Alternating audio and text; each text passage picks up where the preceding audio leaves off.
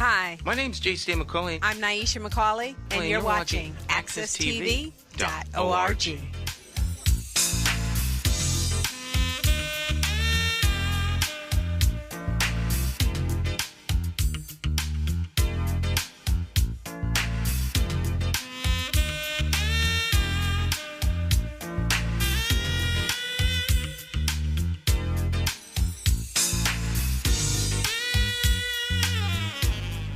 Okay, my friends, once again, it is indeed time to get our talk on. It's More Than Talk from me, your host, J. Stan McCauley, along with talk champion Jonathan Small. It's Monday. Morning, Jonathan. How are you? Doing fine, Stan. It's good to be back here. As I say every single week, always looking forward to starting off the new week here with Morning Talk Live with J. Stan McCauley Talk Show and everything. How's your weekend? Oh, nice. I mean, weather was nice. Work one day, off the next day, so kind of balanced. Was not able to attend the 60th West Indian Parade. The 60th West Indian Celebration. Okay. Parade. Missed that.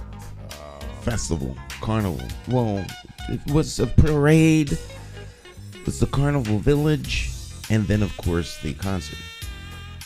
So all day, nice event. All day. All day. I was there all day from 12:30 until 8:30. Well, you there every year though. That's one thing about you. You got that video recording everything. Yeah, video's done. It's up. You can watch it on AccessTV.org. I'm gonna have to watch it then. Yeah, it's 3 hours. 3 hours. 6 hours of video reduced to 3. Nothing like being there though. Still, watching is gonna be nice, but still being there. You But need this to be event there, can't be the same. Yeah, you needed to be But there. it's like all these events always happening on Saturday. I guess that's the normal routine. Most events are gonna happen on a Saturday. Yeah, Saturdays. People are off on Saturday. Off on Saturday. I'm not off on Saturday, but that's the routine. Then Sunday's like a laid back day that you just relax and chill. So yeah, there are some things going on Sunday. Alvin Carter had a family day over at Sigourney Park.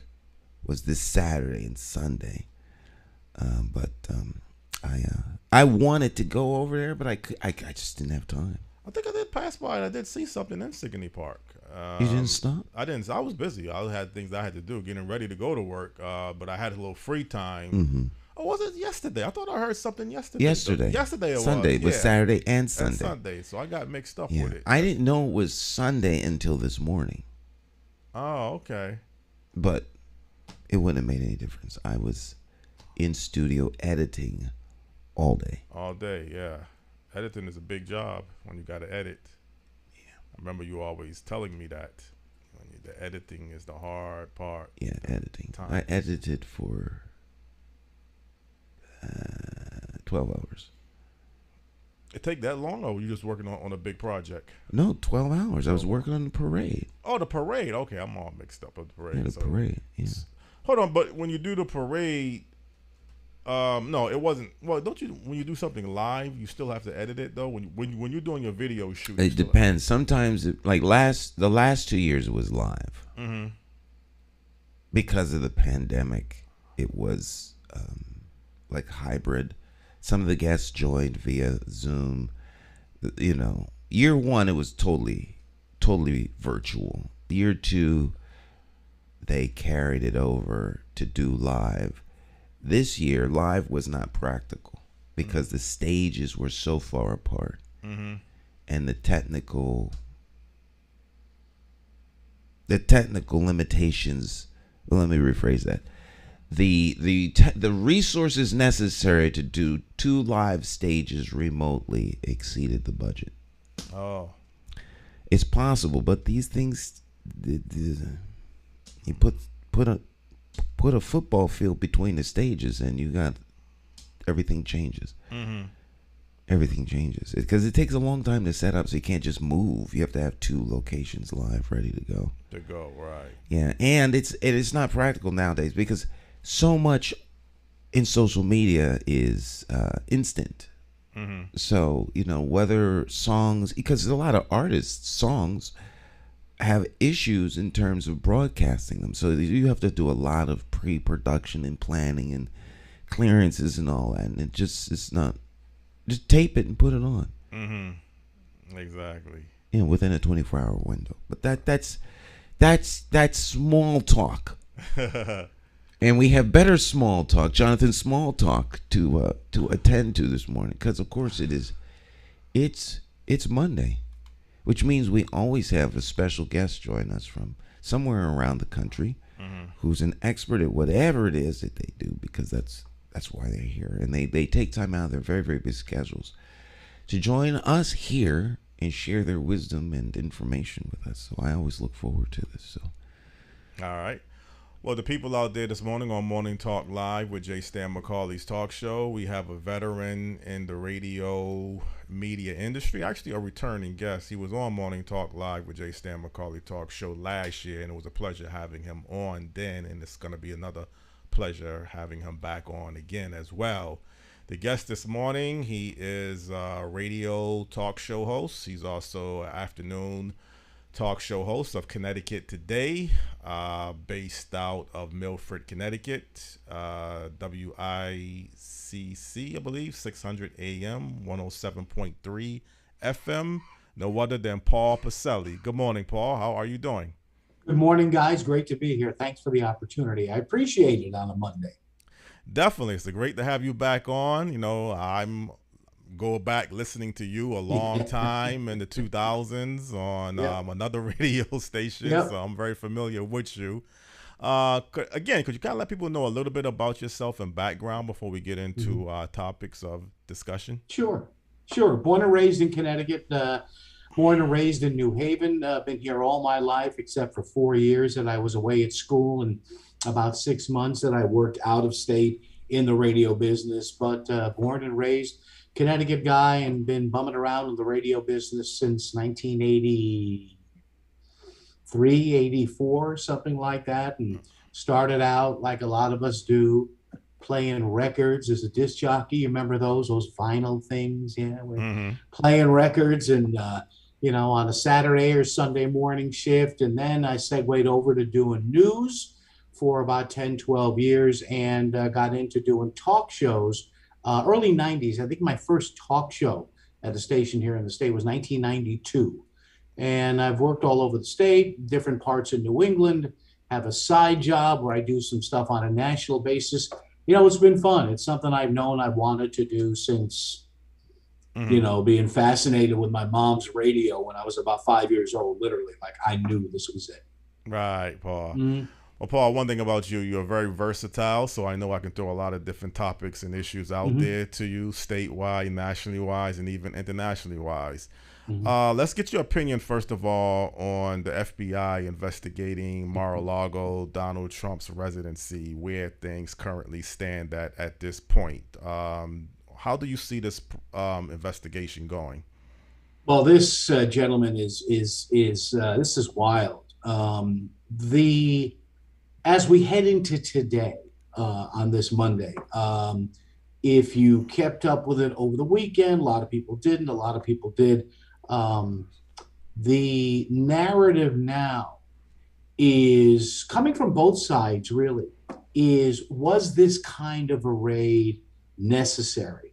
Now, as usual with Mr. Trump, there's his version of things, and there's the FBI and the Justice Department's version of things.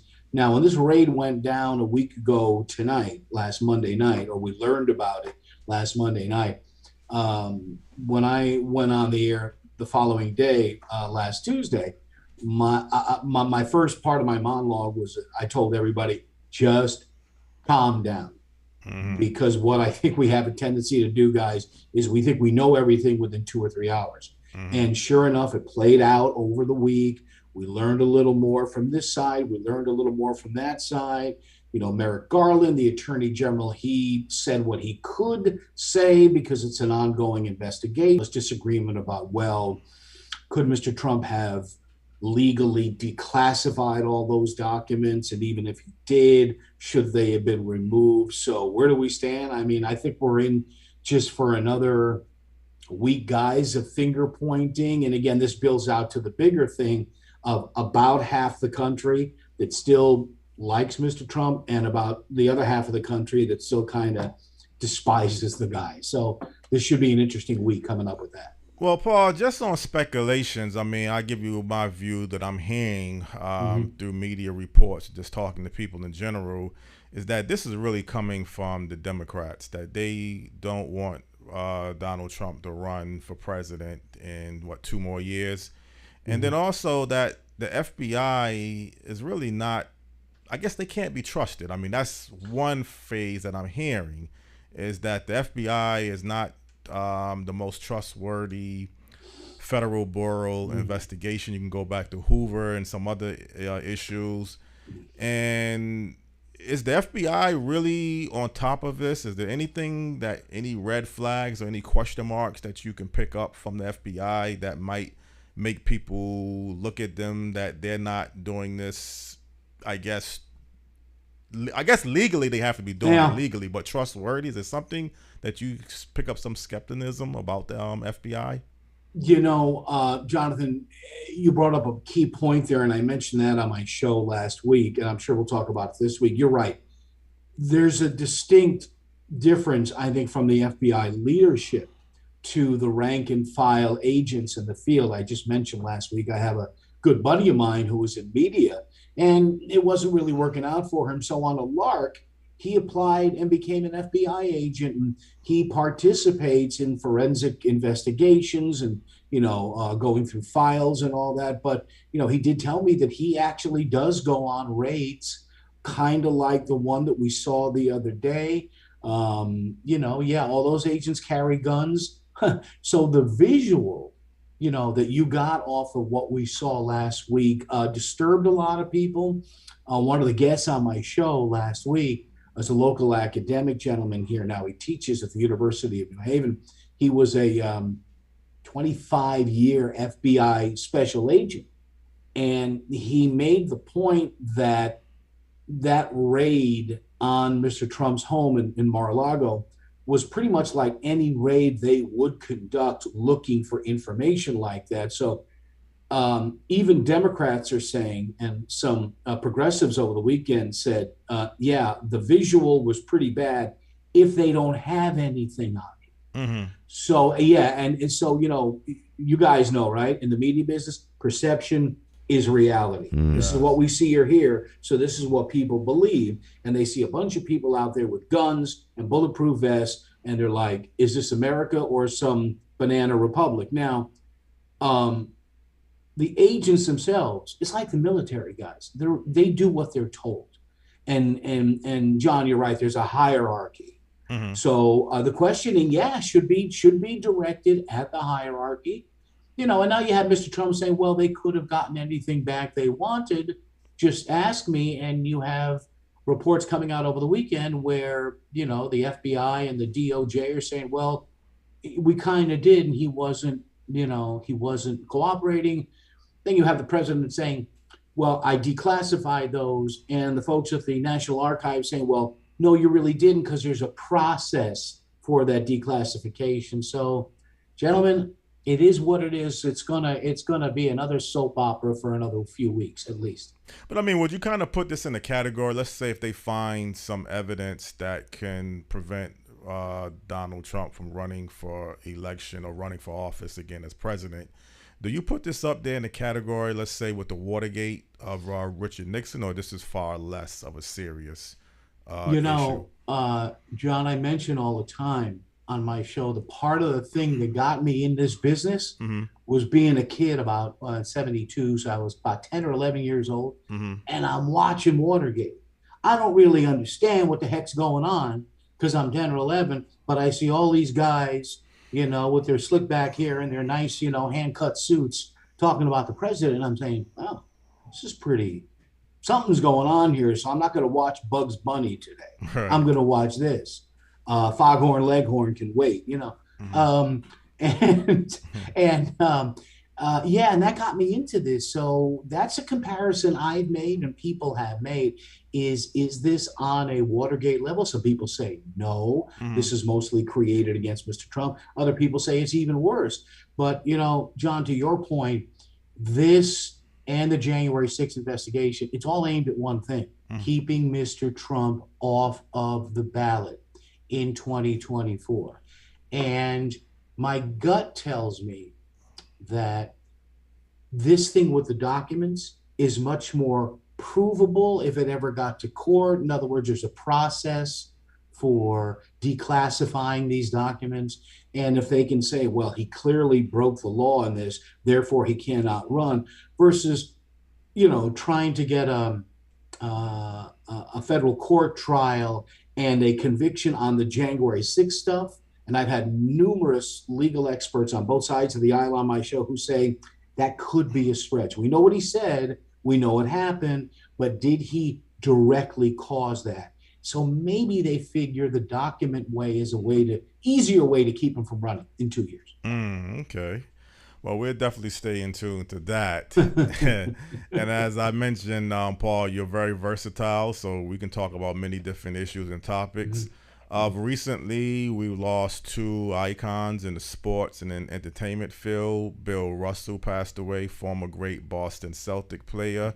Olivia Newton-John, world-class singer, entertainer, actress, passed away. What's your take, first of all, on Bill Russell? I mean, how good a basketball player and how special of a person was Bill Russell to you?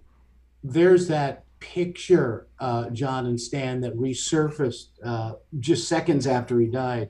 And I think it was taken from maybe Sports Illustrated or a PR shot, where he is sitting there and he's got his hands like this. I don't know whether you know the picture I'm talking about. And each one of them has a ring on it. And I think he only 10 fingers. So I think one of them had 2 rings. I think he run 11 rings in 15 years with the Celtics.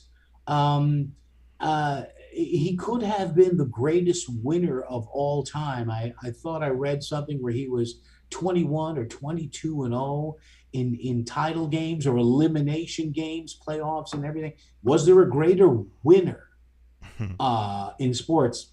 Probably not. But then you couple that in with what he had to go through.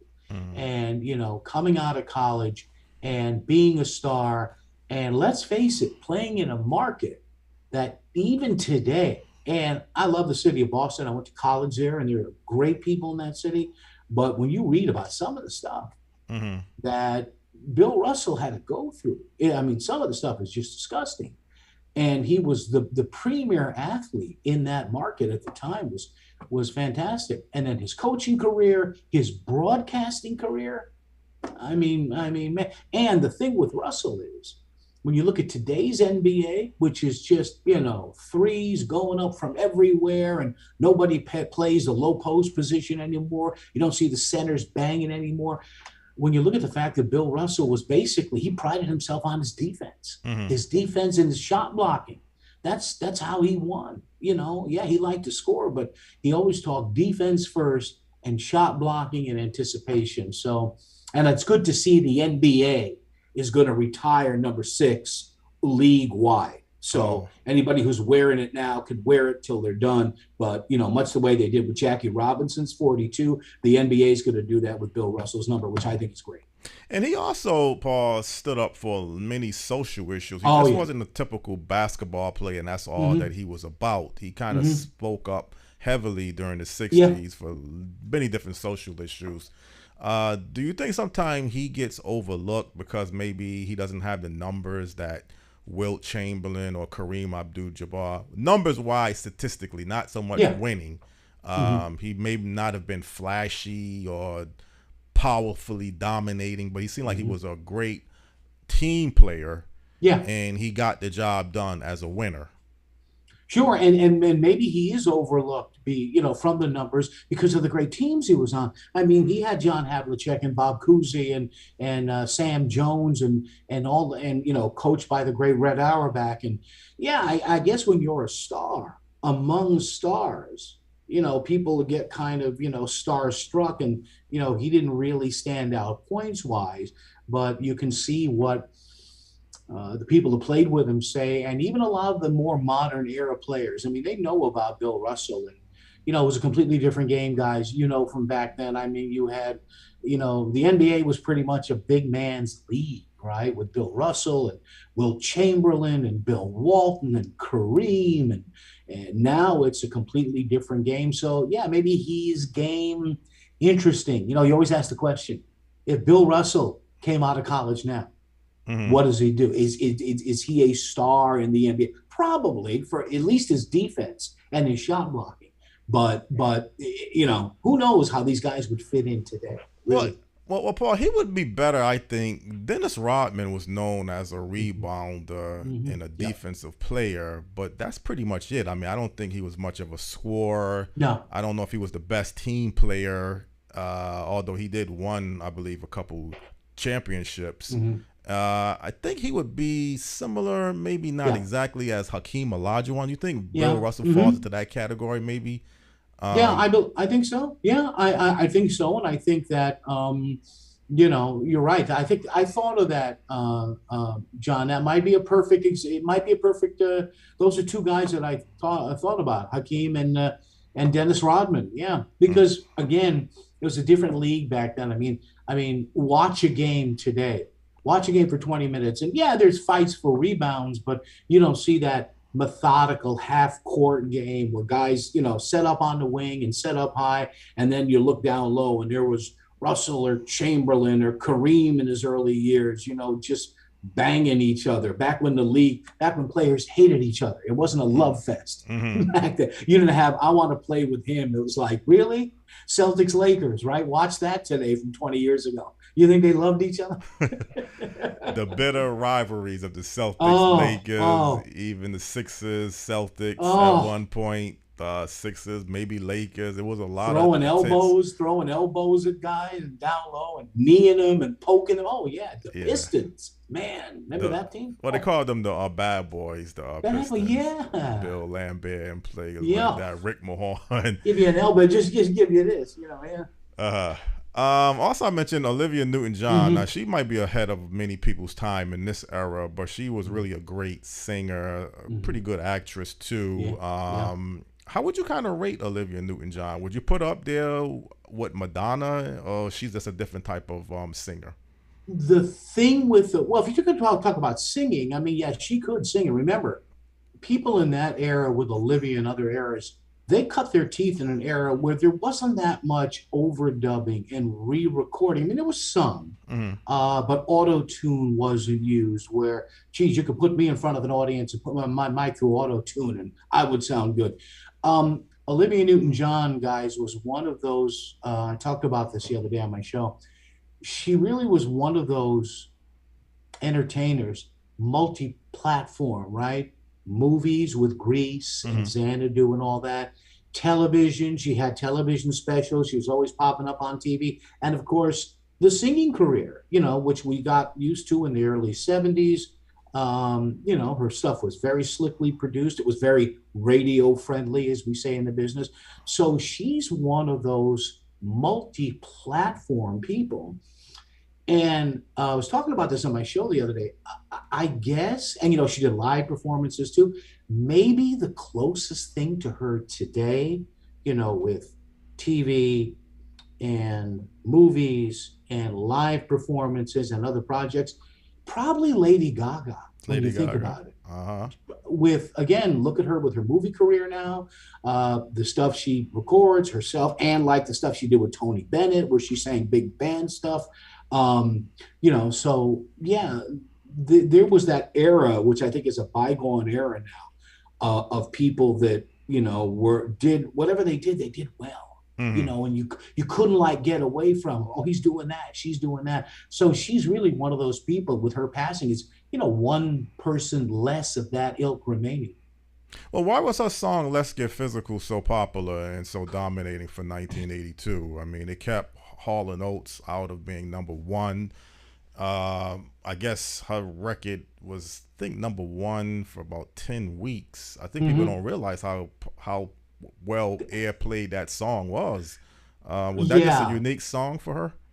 I think, well, she had done country. Remember, she'd done Grease, which was massive, and the whole "Let's Get Physical" thing. You know, there was a record executive talking about that the other day. You know, for the early '80s, it had a dance beat to it. She looked real good in that video. It was a cheesy video, but she looked good. I mean, those videos back then looked like what a high schooler would do today. Right. And let's face it, the sexual entendre there, the double entendre, even though the video was kind of like comedic a little bit, and again, you said, John, the power of radio. That's the only way you heard songs back then.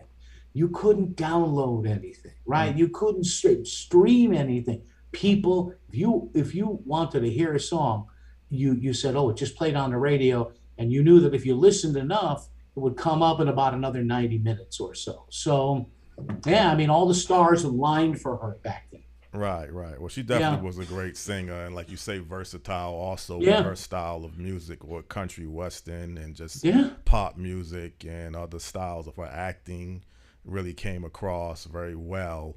And she will truly be missed, pretty much.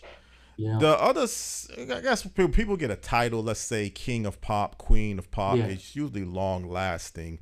Yeah. Is Madonna or Whitney Houston the Queen of Pop? I mean, I always hear Madonna is the Queen of Pop, but then sometimes I hear Whitney Houston is the Queen of Pop. Who really, in your opinion, technically is the Queen of Pop? Wow, that labels are so tough. I remember when being in radio, when they both came on the scene, and they were called out of the box artists, meaning that back when there was no such thing as streaming a song or a record company sending you an MP3 to your music director, and you could download that and boom, it's on the radio. We had a term in radio called you're an out of the box artist. You know what that means? Open up the box, take the record out, walk it over to who's ever on the air, and tell them this is the next record you're going to play. So, yeah, Whitney Houston and Madonna were both that way, it's impossible, I think, to compare them or pick one over the other because, look, you can listen to Madonna stuff, and it's very well produced. She does have some singing talent, but I think with Madonna, maybe she might have been that queen title, maybe a little more because of her, again, the aura, the image of her, kind of the bad girl, you know what I mean? And some of those videos. Whereas Whitney, you still listen to Whitney Houston today, guys, right? And you say to yourself, "What a voice!" Right? All right. You use it. I mean, just the sheer power and magnificence of that voice. I mean, that version. Now, granted, it wasn't sung live because they wanted to make sure it didn't screw up. But that version of the Star Spangled Banner that she sang before the Super Bowl, I think with the Giants in Buffalo. Oh my God. Now you can tell it was done in the studio, but you just listen to the sheer power of that vocal. I mean, as a pure singer, I honestly would put, now as opposed to Madonna, as a pure singer, I would put Whitney Houston up there with Ella Fitzgerald and Sarah Vaughan.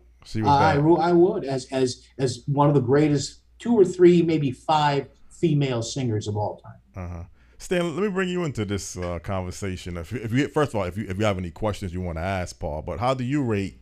I mean, is there, in your opinion, a queen of pop? I mean, do you think Madonna really is the queen of pop, or is it Whitney? That's hard. But I think Paul's assessment is spot on. Yeah. Showmanship for Madonna she's a show. She's like Michael Jackson. There's the show. Whitney's shows weren't glamour glitz. She was like a star, like a movie star, but in her voice. Right. So it's hard. Well, I think just because like James Brown, James Brown show. The show. It's. I think that's what gives you the.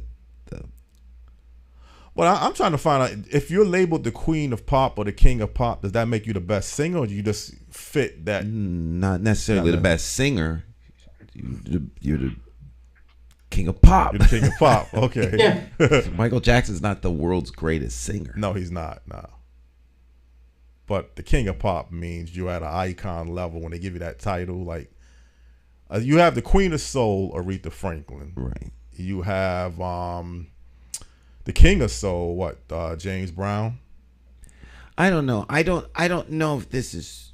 I don't know if this is true.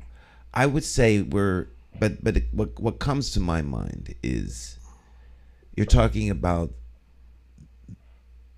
one who is synonymous with the genre. Not necessarily the best Right. at a particular thing, but king of soul, queen of soul, operatic diva. I mean, there are some people who are so good in the genre that they capture the respect and attention of everybody. And I think that's a title that others bestow on you out of respect for what you've done in the industry. I don't know if that's accurate, but that's how it seems to me. They're both great, but there are nuances that make them different. I personally wouldn't think of Whitney as a queen of pop. Yes. So I don't know why where that title came from. Maybe I'm just misleading people putting Whitney as the queen of pop comparison. I'm not trying to compare who's the better singer, just that who is the official queen of pop is more of what I'm trying to find out. And I think Madonna still gets the votings if you ask. But also Paul and Stan, they now say, what is Beyonce kind of that next level of the so much queen of pop? I mean, she's really popular as well, Paul. Oh yeah, I mean, again, when that new album or CD that came out recently, it's the first thing she's done in 3 or 4 years. Yeah, she's right up there. I mean, Beyonce's up there, and then you have kind of the singer hip hop genre, Cardi B and all that out there, and the point you gentlemen made a few minutes ago regarding the show versus the talent. I have a buddy of mine who works for one of the big concert promoters in the area. And we were talking about this one day a couple of years ago where guys our age, we went to shows without lasers and without all these light shows and without all these 15 dancers and all that. We went for the singing, the backup band. Wow, he's the lead singer and he plays guitar too. Listen to her backup singers, listen to her percussionists, how it adds to the song. My friend told me the kids today, one of you folks mentioned, it's the show now. It's almost like a Broadway show mentality. Like he said to me, listen, 3/4 of the kids that buy tickets for these artists, they don't care if they're lip syncing. I mean, they don't care if they don't, because they're going to see the show. Oh, wow. She's got 15 backup singers, right? And we went to hear the band and the singers. There was no digital screens. There was no smoke. There was no lasers, things exploding. But he said, he goes, our ticket buyers just want to see the person they consider like going to a show. Right. Yeah. Well, I mean, times do change. I mean, still talent's still supposed to keep up. I mean, if you're good, you're good. If you're not good, you're not good. I mean, you can cover up some flaws. I mean, people say Janet Jackson really, she's a great entertainer. Well, she's I looked it up. And Madonna, Janet Jackson, and those are pop queens. Beyonce. Yeah. So I just never thought of Whitney as a pop singer. A pop star. Pop star, no. She was broader than pop. Yeah. I won't say she's like bigger than pop, but she's broader. She's broader. Pop is a very narrow. I never thought of Madonna as a movie star. But she played in a few films though. Yeah. But I mean, to me, she wasn't. You don't think of Madonna as a movie star, or generally speaking, you think of Madonna as her music. And the thing is, guys, that if Madonna, anytime she goes on tour, like you guys and I, we think, well, she's 60 something now, whatever.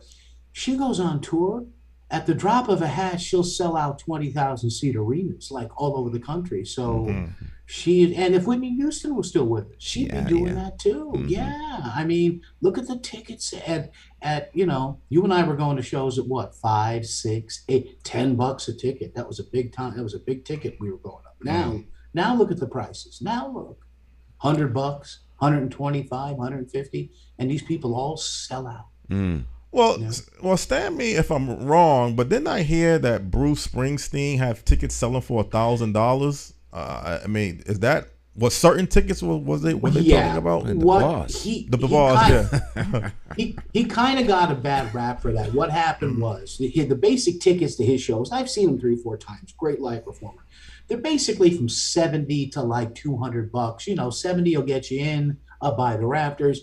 200, 250 get you down by the stage, basically like a Broadway stage price. But because you're buying online now, I guess whoever was ever running his ticket selling operation is now using, I've been told from guys in the business, this artificial intelligence, right? This AI stuff that says, well, okay, you got a row of like 12 seats, 10 of them are gone, but we got 2 left here. So these programs will up the price, called dynamic pricing. There's a good, which means that, hey, look at how quickly this is selling out. Let's see if we can get people. It's almost like airline tickets, guys. How much you pay for this flight? Really? You got on here for $100? I paid $400. That's what some concert tickets are like now. And sports teams do that. They have different levels of pricing depending upon whether you got a first place team coming in or a cellar dweller. And if there are tickets remaining, they actually adjust the prices real time. How about that? Yeah, well, technology. So that's why those Springsteen tickets, some of those tickets were going crazy. Yeah. So actually, did some of the tickets for $1,000 actually sold? Did people actually buy $1,000 tickets? I would think, because his fans are crazy enough. I know people that have seen him 30, 40 times. Yeah. Speaking of history, one last question about entertainment, then we'll jump into another topic. Sure. Wasn't Elvis Presley one of his last concerts planning for the Hartford Civic Center? I think it was, he was planning to come do a show at the Hartford Civic Center, I believe in 77. I think it was the New Haven Coliseum. Oh, New Haven. I think. He had played his last show. There's actually a video of it online, I think. He played Indianapolis. And I believe he had a few days off. And I think the next show was at the Coliseum in New Haven. My cousin had tickets for it, and I think she still has the tickets. Yeah. I just always wondered about that, but you saying this on New Haven, or wasn't the Hartford Civic Center? I think it was New Haven. And by the way, guys, I would strongly recommend you seeing the Elvis movie if you haven't seen it. It's really good. I heard it was phenomenal. The recreation, Stan, of the Vegas shows. And you remember the 68 comeback special when he had the black leather on and he did it in that TV studio. I mean, I'm in there going, this is amazing how well they did that. It's really good. Now, who's going to be starring as Elvis? Is it somebody starring as? Yeah. Oh boy, the guy's name escapes me. He was on a few Disney shows. You could look it up. His name escapes me, but he got the Elvis voice pretty well. He actually sings most of the songs, but for some of the songs, they blended his voice and Elvis. So there's no real lip syncing going on in the movie. He is, to some point or another, actually singing. But he's really good. Really good. It's a good movie, yeah. Who plays the part of the Colonel? Because someone was talking about Tom Hanks. Yeah, okay. They said he was just phenomenal. Yeah. Tom Hanks is a real good actor. Yeah, he goes but way I back. mean, the way he played the Colonel in the Colonel. For people who were like in the music and know, but I've heard nothing but glowing, response to the movie. And the point of the movie, a lot of the point of the movie is the relationship between Colonel Tom Parker and Elvis. And Tom Parker was controlling of Elvis's family and Elvis. And he was a real schemer. You could watch the movie, and you sit there and you're like, wow. Elvis never, here's a little spoiler. Well, maybe not. Elvis never played a show outside North America. Can you believe that? You know why? Tom Parker was an illegal alien. Oh, he never wanted to leave the country. He couldn't leave the country. Elvis had these offers to go to Japan, to play in it. Elvis Presley never played outside the U.S. or Canada, and people could never understand why. Wow. Now, was Elvis deaf, like what, for prescription, or did he have like some type of health problem? It's all like a mystery with Elvis Presley. What was the cause of his death? Was it something to do with prescription medication or something like that? Well, he wasn't bad. I mean, he wasn't in great shape. He wasn't eating well, not sleeping well, and he got hooked. Remember the name, if you look it up, I think it's Dr. George Nicopolis, Dr. Nick, who, the inference in the movie is it was all uppers and downers to sleep, uppers to get up for the show, and, injections before the show and stuff like that. So, your body can only take so much. Yeah, and I say this in some ways to bring up because recently, we've seen what happened to Whitney Houston and Prince and even Michael Jackson with prescription overdose death. I think Whitney was like an accidental, but some drugs did play a role in her health. This is not actually new, though. Entertainers in some categories being hooked on prescription drugs. Do this go back a lot longer than even Elvis?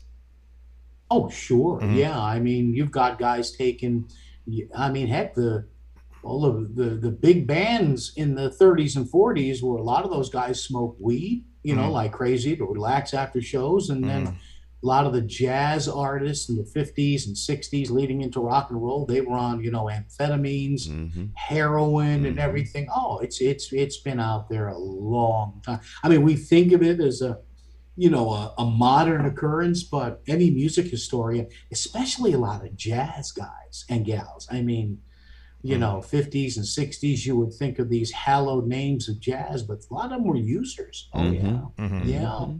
Well, that's what I'm saying, Paul. I think we got a tendency, maybe because of social media and media today, that some of these things that's taking place is kind of new or just recently been started.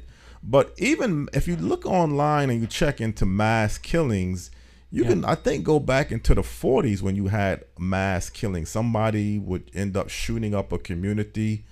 I think there was an incident at a college in Texas in '66 that really drew a lot of attention. So even mass killings technically is not really that new if you sit back and take a look at it.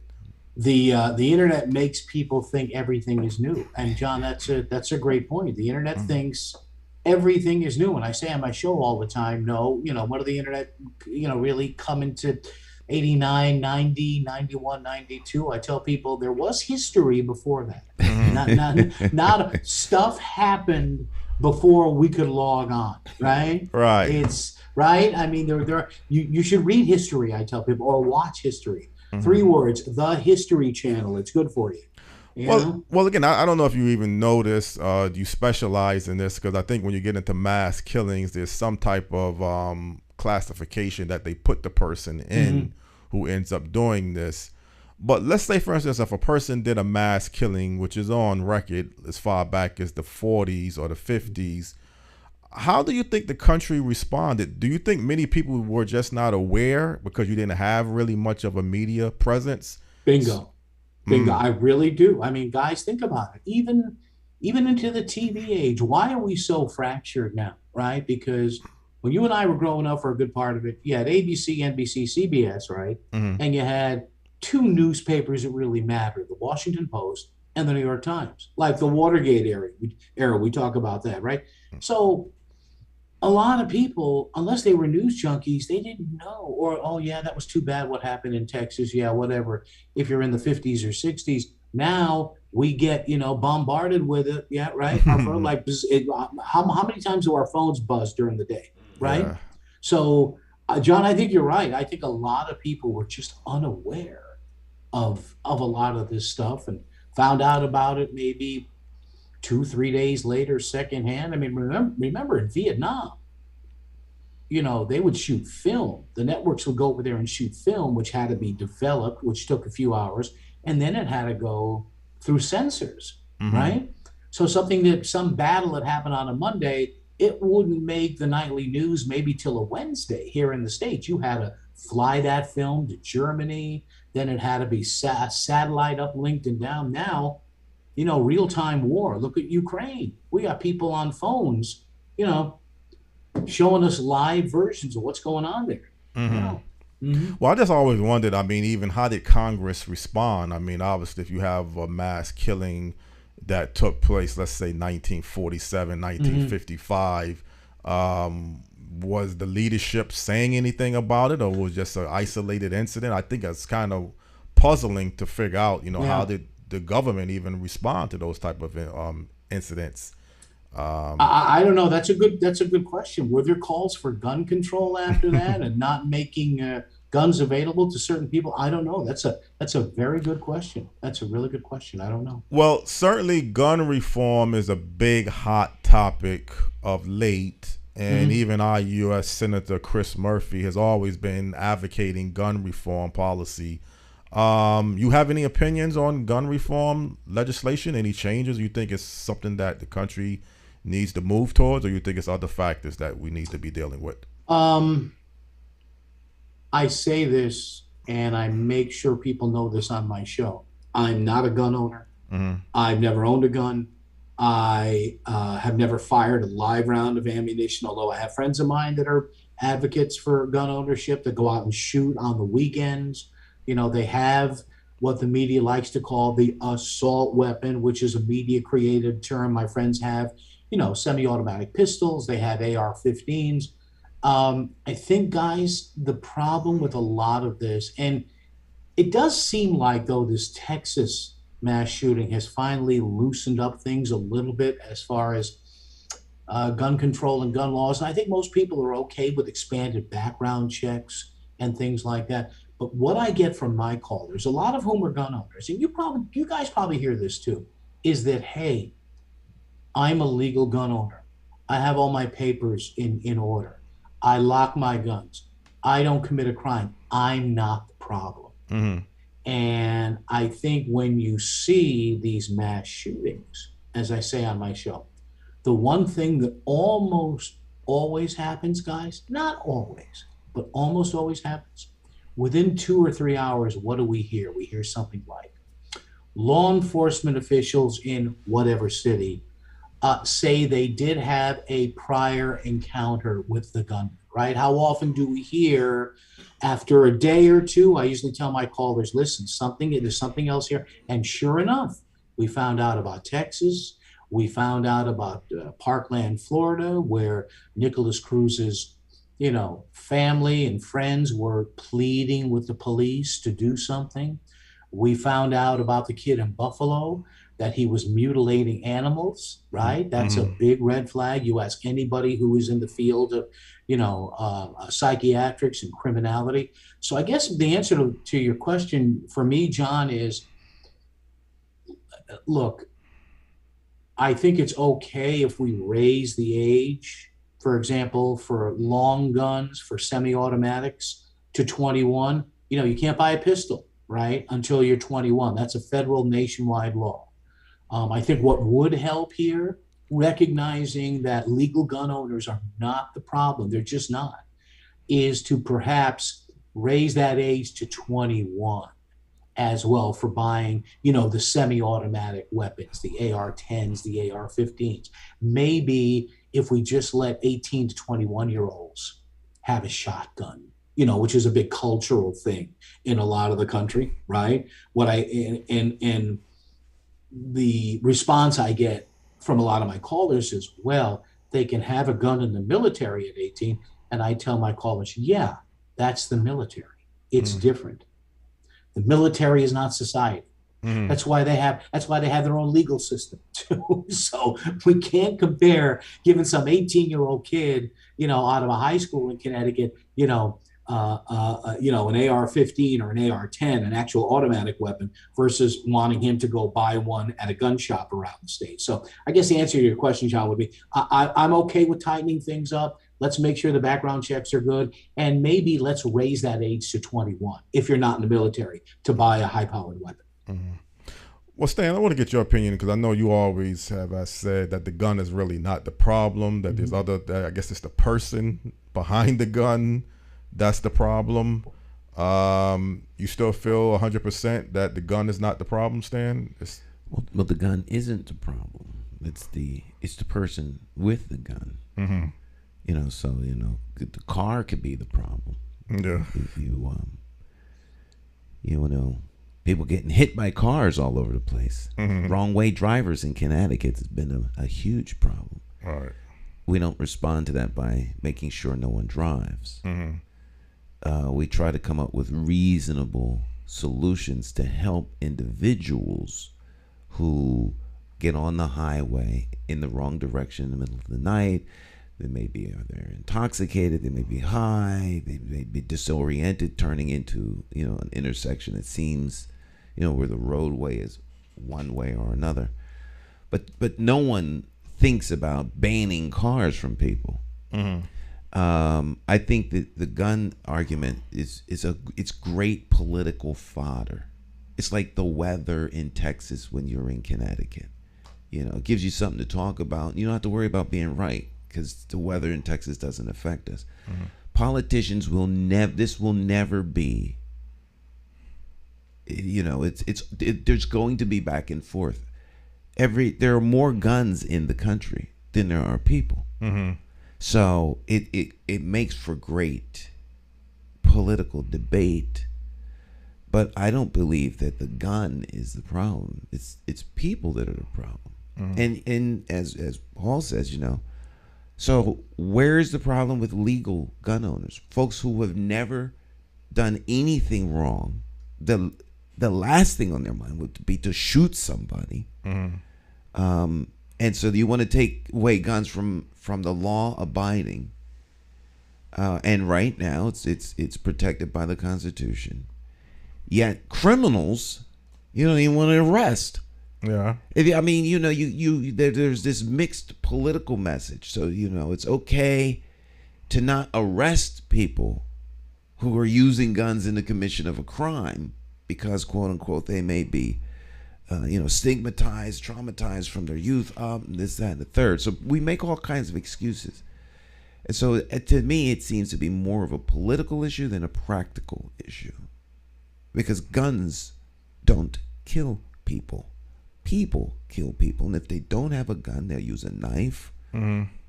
poison, baseball bat.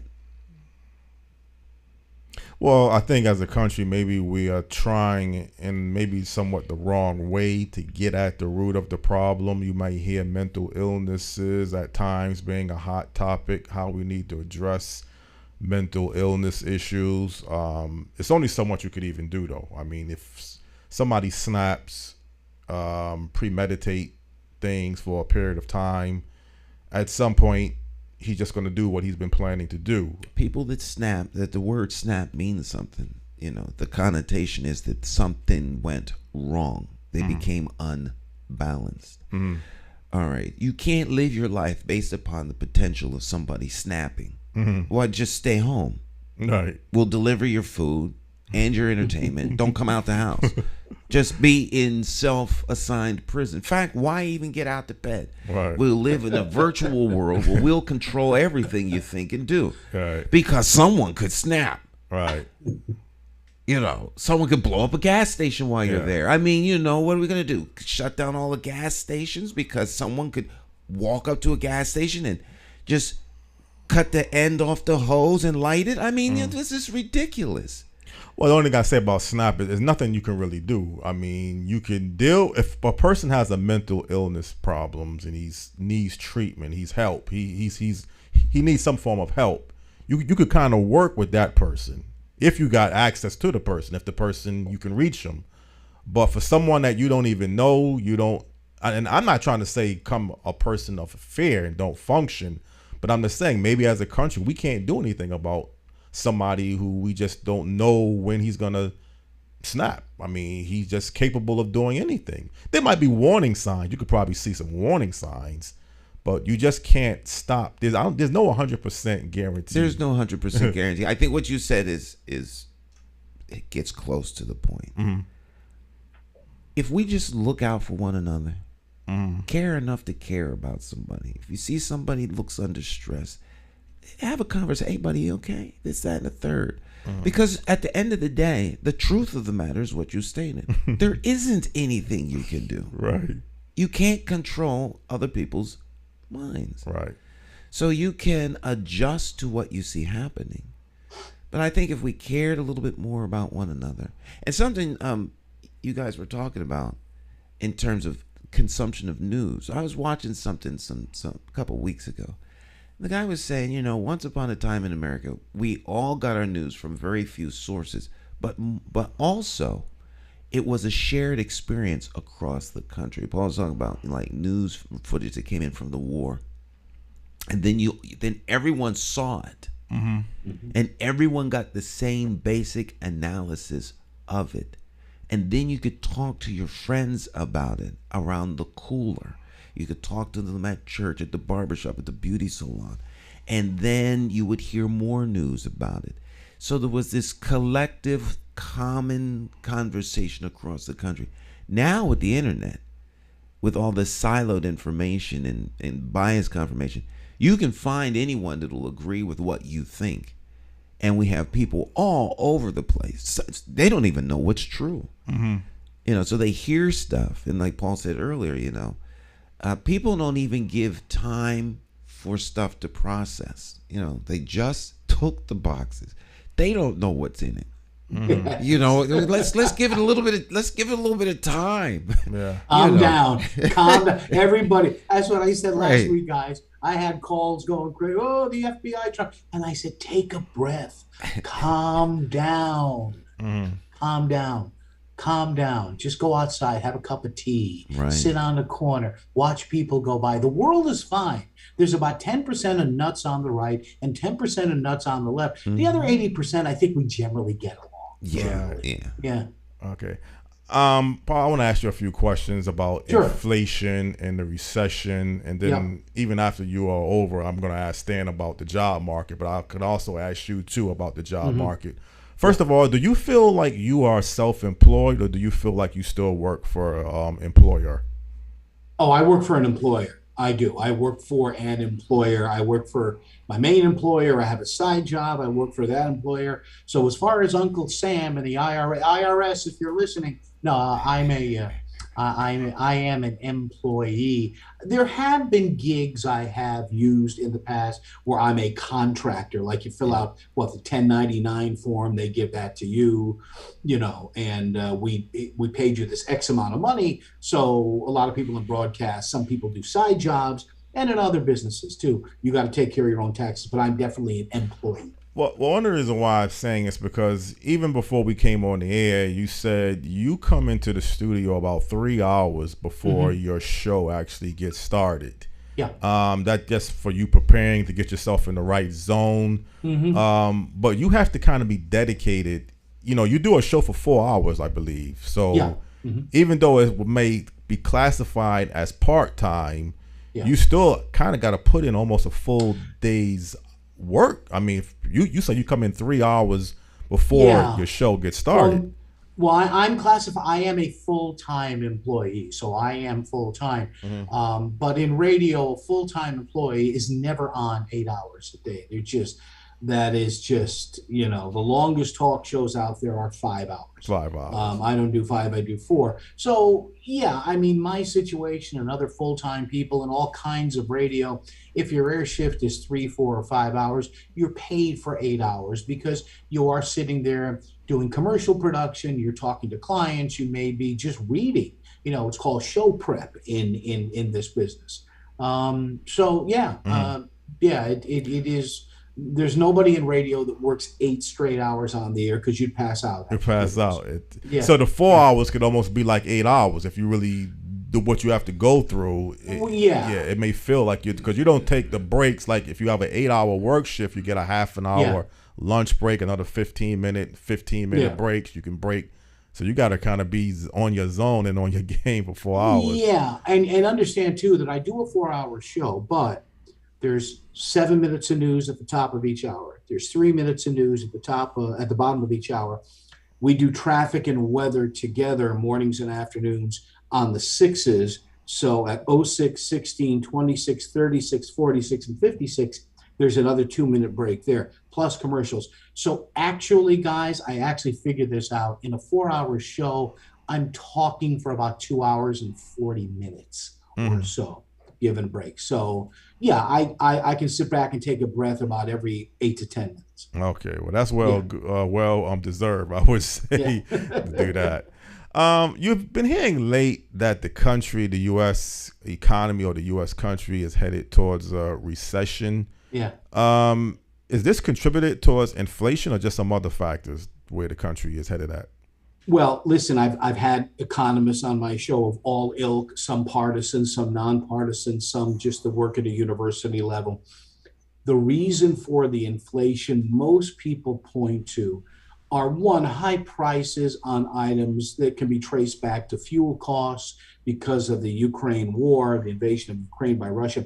The other thing is, we had this influx of cash. The first round was with Mr. Trump, and then Mr. Biden with the stimulus packages and whatever. And when you introduce too much money into a capitalist system, everything overheats because everybody's got their money. Some people will pay bills with it or save it, but our instinct as human beings is to go out and spend that. So it's almost like, I like to say, remember guys when we used charcoal grills and they'd say, put the lighter fluid on first and then back up.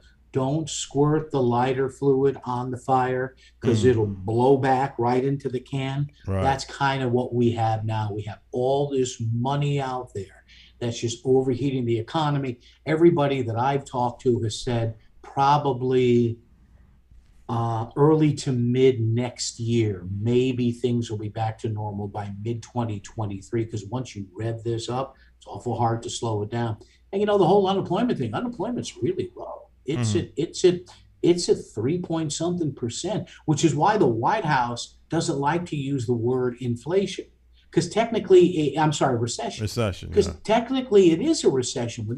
When there's economic contraction for 2 quarters in a row, that's a recession. But the pushback has been, but look at all the other numbers. So, I guess, what's the old thing, guys? You probably heard this. You get 10 economists in a room, you get 10 different answers to one question.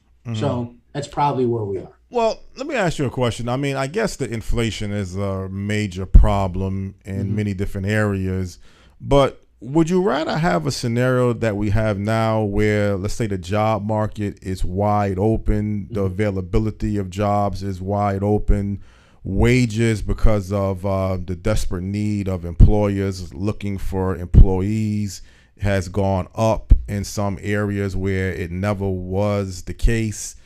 And even though the prices are high, would you rather be in a situation where you can get good jobs easier today than you had in the past, the job availability is there, or would you rather have a case where we have no inflation or low inflation and, let's say, have a high unemployment problem? I'd in a half second go for the low unemployment, the glut of jobs. Because as you say, that in itself does cause a little inflation because you have to pay workers more to get them. And I've heard that from economists on my show and local, business organizations. I would take that in a heartbeat over not enough jobs. I mean, that's not good. And you know what? If stuff is too expensive, we can learn to cut back. I mean, we can forego that $8 latte. Or maybe we just don't take that vacation this year. We want what we want when we want it, and that's a problem. But what about, Paul, let's say the housing? You really have to have a place to live. I mean, I know you can be selective and say you can't afford a $1,500 a month apartment, but it is a very tight housing market. Oh my God, yeah. And I say all the time, guys, whether it's Bridgeport, Hartford, New Haven, Waterbury, you get all these new apartment developments there. Oh, really nice. Look at this. Young people are going to want to stay. Self-contained building, luxury stuff, swimming pool, health club. Okay, do you see what the rents are? Mm-hmm. That's the problem. You look at some of these luxury buildings in the cities, and I've said that on my show for years. Yeah, we want young people to stay, but there's a barrier there of moving people from the lower economic scale up in the middle class. Maybe people who love to live in Hartford or New Haven or Bridgeport, but they don't want to live in certain sections. But if you can't afford the rent, what are you going to do? Yeah. What do you do? Well, I mean, is there any justification? I guess there's a supply and demand theory that if you have more people needing a particular product, then that gives the owner the leverage to keep the price up at a certain high rate. But I guess in the housing market, like anything else, there's no sympathy. I mean, we just like tickets to the boss. Yeah, but you don't have to go. But that you don't have to really go to the show. I think housing is like you need a place. I think people need a place, but at the end of the day, the fact that people need a place means that there's more people that need this apartment. Right. Then there are apartments. So if you have a need and can pay for it, right.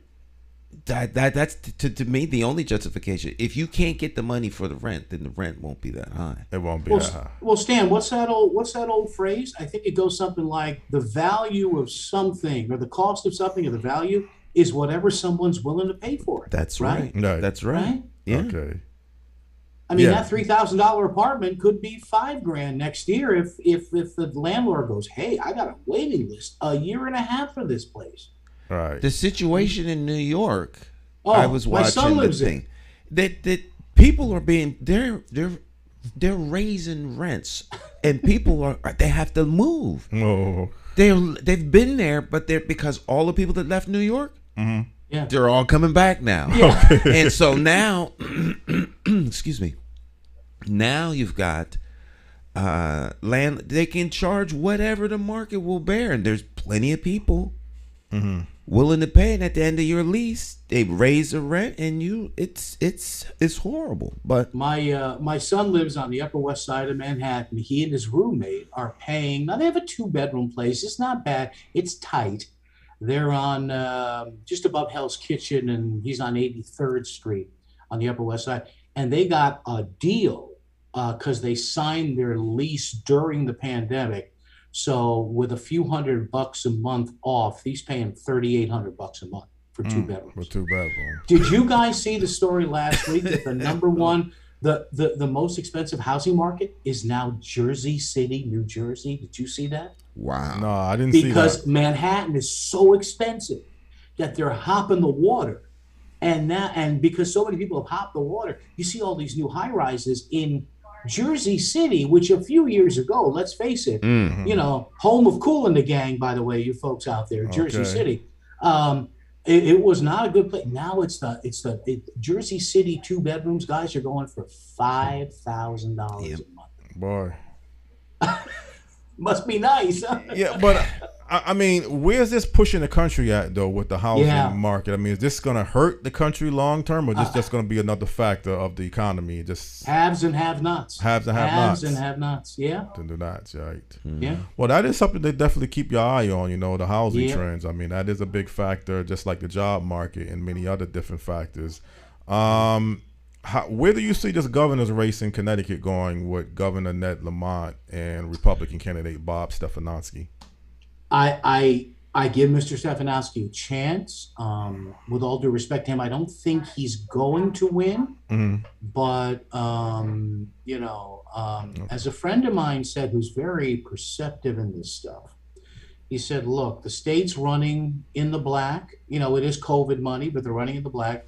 Anybody can get a job if they want one. And housing values are skyrocketing. So it's going to be very hard to beat Ned Lamont." It was interesting that Mr. Stefanowski has brought on Patrick Sasser from the No Tolls movement, who was successful in getting toll stop. Pat Sasser is now the governor's campaign manager. So we'll see what happens there. I'm sorry, Mr. Stefanowski's manager. Well, it's getting very close to November. It seems like it's going to be a head-to-head race. I think, like you mentioned earlier, the odds on favorite would be Governor Ned Lamont. You never know. Anything is possible. One last question, or one last few questions. Where do you see the mistakes maybe that Republican candidate Bob Stefanowski could be making to make his chances of winning more harder? Do you see anything that he might not be doing that you think a candidate at his level should be doing? I think you see by the hiring of Patrick Sasser, or the elevating of him. Pat said that he's actually been with the campaign since August 1st. I think that tells you that there's a realization in the Stefanowski campaign that they have to punch back a little harder on Ned Lamont. Look, the governor's campaign, all the Democrats in the state have said, well, look at Bob Stefanowski. He loves Trump, and they're showing him with Trump on television all the time. And you never know with abortion. You just never know. Now that's ridiculous. Connecticut's a blue state. Abortion isn't going anywhere, and we have some of the tightest gun laws in the state. So I think it's been a mistake for Mr. Stefanowski's campaign so far. I think they're going to change that now with Pat Sasser up front, not to punch back harder and say, look, come on. Abortion is not going anywhere in this state. Gun laws, this is going to become Texas or Oklahoma with gun laws. So let's talk about real issues, like why is Connecticut number 39 in the country, according to CNBC, in appeal to business? So, why don't we ever get any cut in the income tax or in the sales tax? So I think, and I've been saying that for a couple of weeks on my show. I'm calling it so far, with all due respect to the candidates, it's a junk food campaign so far. Abortion isn't going anywhere. Unions aren't going anywhere.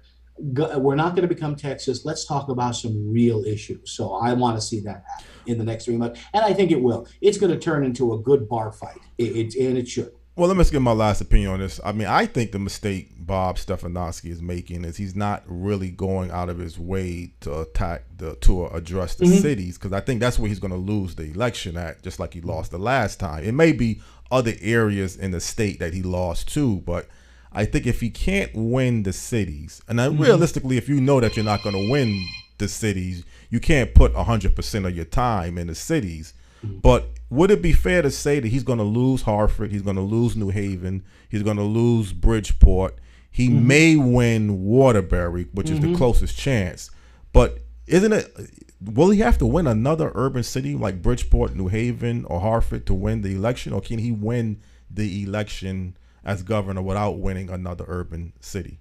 I know people inside the party and campaign strategists have said this. No Republican in this day and age is going to win Waterbury, Hartford, New Haven, Bridgeport. You just got to get a bigger piece of the pie, right? You got to say, listen, the Democrats are all going to, they're going to win the big cities, with the exception maybe of Waterbury, John, like you said. But I think what the Republican strategy is now, and Stefanowski's been to the cities numerous times, dozens of appearances, but the idea is lose it by a smaller margin. So if we can get a chunk of votes more in New London and Waterbury and Hartford and Danbury and Bridgeport and New Haven, maybe that makes up for the 44,000 votes that he lost by last time. So we're going to lose, but lose by a little less, and maybe you make up that gap. And even to you, Stan, I know we were supposed to end this segment, but is Bob Stefanowski coming across that he's even telling the urban voters what they want to hear, regardless of whether he's going to deliver or not? Do you get a sense that maybe he's not even saying what you would want a candidate to tell you when he's running for office, if that means anything, if that make any sense? I think I understand what you're alluding to. I think like Paul said, it'll heat up. The primary was tomorrow will be a week ago. Right. And so the real race is now just beginning. We got like 90 days, 80 some odd days, and it'll get more. The things will start. The debates will be on television. There'll be a couple of radio debates. People will be more engaged, and then we will see. I don't know that you want a candidate that's going to tell you what you want to hear. I want to hear where they are on the issues. I agree, Paul. It's a garbage fest. They're not talking about anything. This is silly. It's silly. Both of them need to step up to the plate and start talking about substantive issues.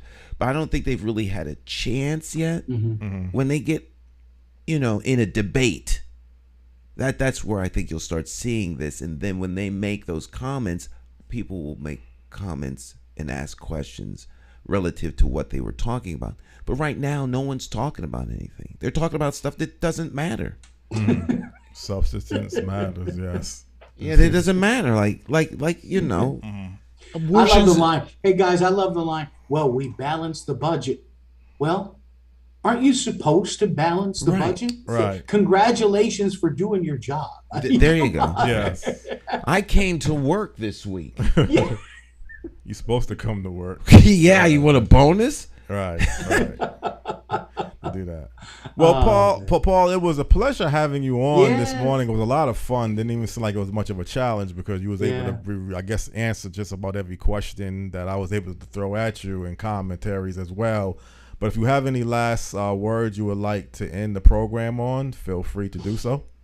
Well, gentlemen, thank you. Thanks to all the folks behind the channel here and you gentlemen for having me on. It's been great, but I guess playing on our last topic, folks, pay attention. I don't care who you vote for, Democrat, Republican, left, right, pay attention and expect our leaders to, not bask as Stan just said, not bask in the fact that you came to work. Move the ball forward, move the ball down the field. And just pay attention and get out and vote. Get out and vote. Get out and vote. Vote.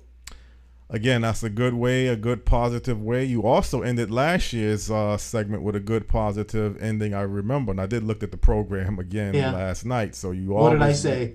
You said something about getting involved, that your local community really matters. That's where you really make your difference at. And you just put another good positive reminder just to go out there and vote and do more than just voting too, but that's a good start, obviously, to get the ball rolling and moving in the right direction. So again, you brought a lot of good fun level of information this morning. I appreciate you being available under short notice, might I add too, so I give no you problem a little extra credit for that as well. And I look forward to running across you in the very near future. Yes. Okay. Thanks, guys. Appreciate it. You're welcome. You take care. Thanks a lot. All right, my friends. Paul Pacelli. Paul Pacelli. He was on the program last year, if people remember. Good man. Good man. Fun show. Different show. Versatile, like I mentioned. Didn't have to really come up with just one topic. Through a lot of different dialogues out there. And it feels good to interview a host, too. Interview a guest, I should say, not there's Bob Stefanowski. That's from the parade. He was in the parade. And of course the Gov.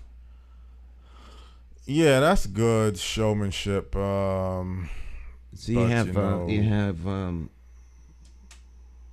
there's our city councilwoman, the governor, vice governor, the lieutenant governor, the Susan and of course you had Bob Stefanowski. So they were both in the parade, waving, and they were in the beginning of the parade. So this is standard fare for political season. The candidates marching in parades and things like that. Well, I got to tell you, Stan, maybe you're handling it differently towards getting Governor Ned Lamont and Bob Stefanowski on the network. I also reached out to Bob Stefanowski since the last time we brought this topic up.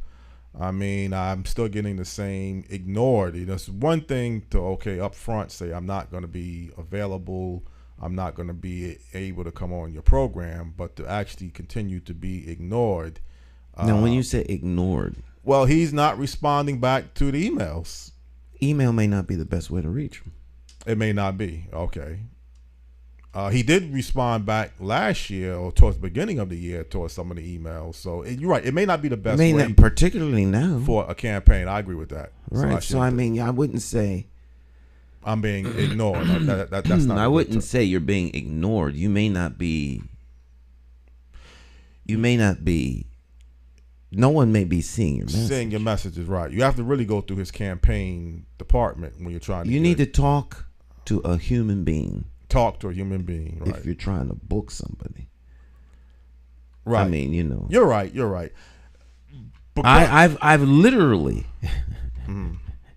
not one time, not two times, but three times. It was a very, very good friend of mine. Gone to New York City for a shoot that began at 11 o'clock at night, and get there and there's nobody there. Right. Well, didn't you get my email? What you mean? Yeah. So the dude sent an email to the guy saying, well, we can't do this tonight. We never got the email. That's true. So I mean, so then we went down there a second time, same thing, 3 times. So you don't communicate that you're gonna cancel something of monumental proportion with an email. Right. And it's likewise, I don't think you reach out by email because you're trusting that the person's going to see it. Exactly. Well, you know me, Stan, even communicating with you this past week, I kept up following up. So, yeah, at some point, I will follow up. I need to speak to Although someone. you didn't talk to me. No. That's a good example. Yeah. Because from Thursday until Sunday evening, I wasn't checking nobody's email or text messages because I've been in pre-production. Right. So once I'm in production mode, I don't look at email. Right. That's like the worst way to reach me. Text messages, I might look at them, but I get so many text messages, I get so many emails. I don't pay attention to them. I go through them at the end of the day. Email to me is like mail. And so. Yeah, usually, the process Call. is call you. And I was definitely going to do that at some point, which was yesterday. Yeah, because you usually hit me up Wednesday, Exactly. But I didn't see anything until Sunday. But that's because I didn't have a guest Wednesday. Usually I have a guest before the end of the week. I did not have a guest until Saturday. And me and Paul didn't even technically speak. But I heard back from him. So again, if I don't hear back from you, if it works for you, that's cool. Yeah, it works for you. Okay, well again, I'm not gonna push this beyond the way I've been doing it. I feel if Bob Stefanowski, he knows about the network as we talked before. I believe you talked to him or you saw him at some point. And he may be busy. I mean, truthfully, people are busy. He's running a governor's race. He's limited on time. And he might genuinely be uncomfortable. That could be true. Would you be uncomfortable walking around in Martha's Vineyard? I would be a little bit uncomfortable. Out on the yacht, with the little boat shoes and sitting around. Right. I mean, people are uncomfortable around people that they're not familiar with. Exactly. Right. Would you feel uncomfortable at an Indian powwow? I think most people would. So because you don't know anything about where you are. You feel out of place and uncomfortable. And I think oftentimes we expect people to have a comfort level that we have with our own group. We wouldn't feel that way if we were there. So. Yeah. Well, again, I mean, if he feels uncomfortable or he just doesn't want to do it, that could be another thing. And then on audience size, I mean, we gotta be honest. If you're gonna spend your time, you can spend 2 hours somewhere. You gotta make them count. Right. Well, we'll see how it go. We'll see. We'll see how it go and everything. So, as long as the message, but again, I will, try to speak to someone directly. And I think, like you said, you still have to go through a campaign process when you're trying to book a candidate that's running for governor or any elected office position now. It's not like if he was not running for office, then I could go directly through him. It would be different. But he's running for office. Now every word counts. Every nuance counts. Every smile at the wrong moment counts. Every laugh at the wrong question counts. Right. What seems to be insignificant can become national news in 5 minutes. Yes. So you have to be very mindful. I'm not making excuses for anybody, but right. Well, earlier I asked Paul about, is he self-employed or does he work for an employer? So he clearly works for an employer, even though he comes in, like you mentioned, 3 hours before the show gets started. And do you like the approach of being self-employed, Stan, or do you like working for an employer? I mean, how do you view, when you as a freelance videographer, do you feel like you are self-employed working for yourself, or are you working for your client? I am self-employed, and I have clients who use my services. Reason why I'm bringing this up, but I'm self-employed. You're self-employed, yeah. Like if you hire a plumber, he's not your employee. Or someone to cut your lawn, they're not your employee. Right. They're right.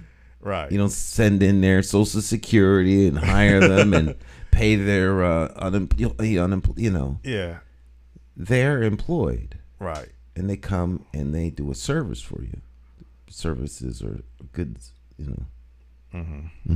Well, truthfully, I got to be honest. I am moving this towards a hot topic that I want to get your feedback towards. And speaking to the friend of the family up in Boston, he told me he doesn't like the fact of being someone controlling his geographical location, that a job controls where you're going to be at. And even the vending machine business that me and him was talking about since last week. Jonathan on his vending machine. Right. He doesn't like that neither, because you got to be at. You're owned by your vending machine. You're owned by your vending machine. Right. So, but I'm telling him, he does day trading where he can do this anywhere. He can live anywhere in the world. He can live anywhere in the world, and he likes that. But I was trying to talk to him and saying, and he does admit this, that you gotta have you have to be a unique person or unique criteria to be able to work the way it's like, to do the work he does, you have to be a unique person, because you have to be disciplined, and you have to be focused, and you have to be extremely informed in what it is you're doing. But it's not unlike other lines of work. Right. But his line of work is a unique line of work that many people,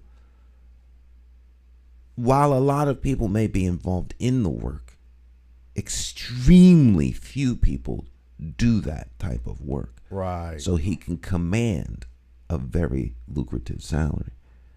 So he can live any lifestyle he wants. Right. As long as he's successful, and it seems to be very successful. Right. I mean, I don't know dollars or cents what he's making, but he just claims that he's doing what he's doing, and this is the path that he wants to continue.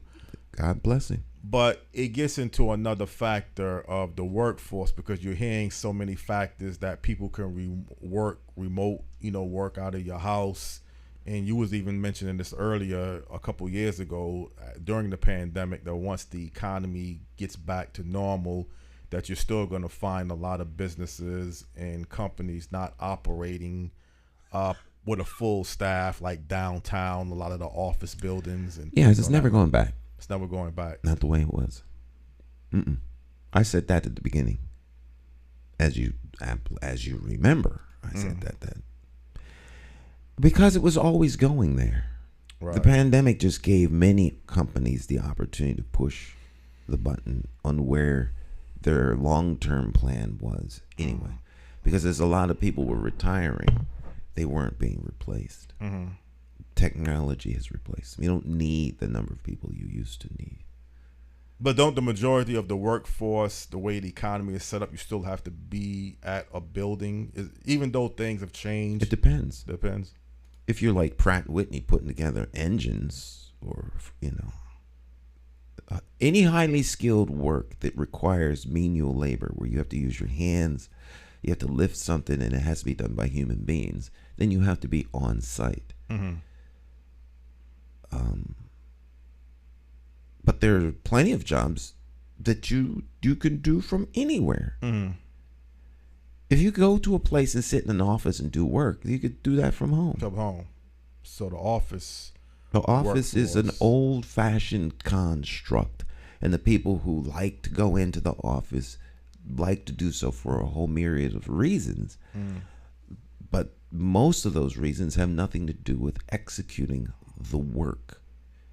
If you have a collaborative work environment where you feed off of each other's ideas and energies, that's better done in person than remotely, because you can move quickly. And so if the tools you need are at that facility, then it works well. There are some things where you should absolutely come together and be with other people, but those jobs have always been those jobs. You can't do everything from home, but there's a whole lot of work clearly in downtown offices that don't need to be done in a downtown office. Otherwise, they would still be doing them in a downtown. You don't need them. Like in the pandemic, just pushed a process that was moving in a direction a lot faster. A lot of companies were retaining staff simply because those people needed jobs. They didn't need the people. The people needed them. And so, what's the big deal? Companies making money. The people are useful. Services are being provided.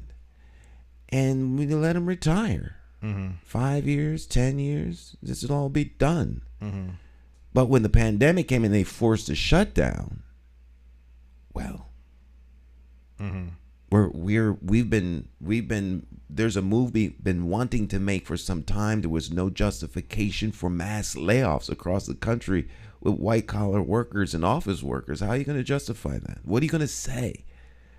It'll be a public relations nightmare. So, you take the advantage that was provided by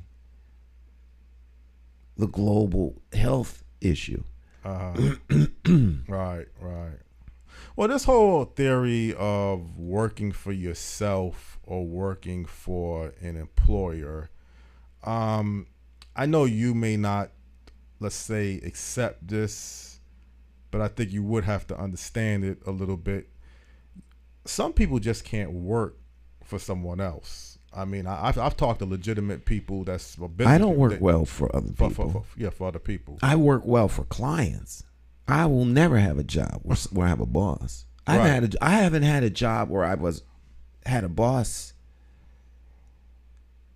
Pratt and Whitney was the last job I had where I had a boss. A boss. You were the boss at the Hartford Public Access Yes. Station. So that's just normal. Then some people just can't work for a boss. I mean, I could work. It's not like I can't work for a boss. But I don't need to work for someone right now, so I don't.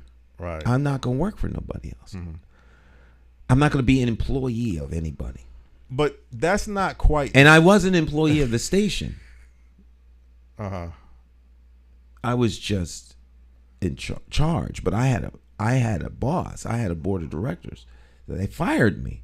Right. If you could be fired, then you're not in charge. But they wasn't on site where they can tell you constantly, go here, do this, do that, and all of that. Right. I mean, that's what I'm saying when you get a supervisor or a boss. Right. And making executive decisions.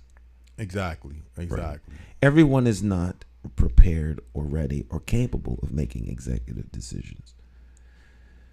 But some people just don't have good work ethics, so they can't hold a job because they're not good employees. Right. So that's not the same. That's not the same thing as someone can't work for somebody. They don't work. Period. Right. So we got to separate you got to separate those folks. The two. Right. Because we always, at least I'm always trying to speculate why things turn out the way they turn out. I mean, we was talking last week about the underground economy and like drug dealers. Yeah, they can't work They can. They choose not to. They choose not. So they they choose can to sell drugs. No, but I mean, they can work. Like, if you was to make a transition as a vending machine owner, could they make that same transition? They're not selling drugs. They're not working for, let's say, an employer, but they're working kind of for themselves, and they're selling products in a vending machine. Is that kind of where they could work for? If you don't want to take orders from someone, you can't deal with someone telling you what to do, being on your back. But I think that's a personality trait of an individual. I wouldn't say by default and by nature that drug dealers are that person. Drug dealers are all kinds of people. Mm-hmm. I mean, I think you have your stereotypical corner dudes. Yeah. But those are not the only drug dealers. Well, that's kind of drug dealers go to corporate. I mean, drug dealers are all kinds of people, and they have jobs. Some will have jobs. Right. Right. So when you say drug dealer, I don't.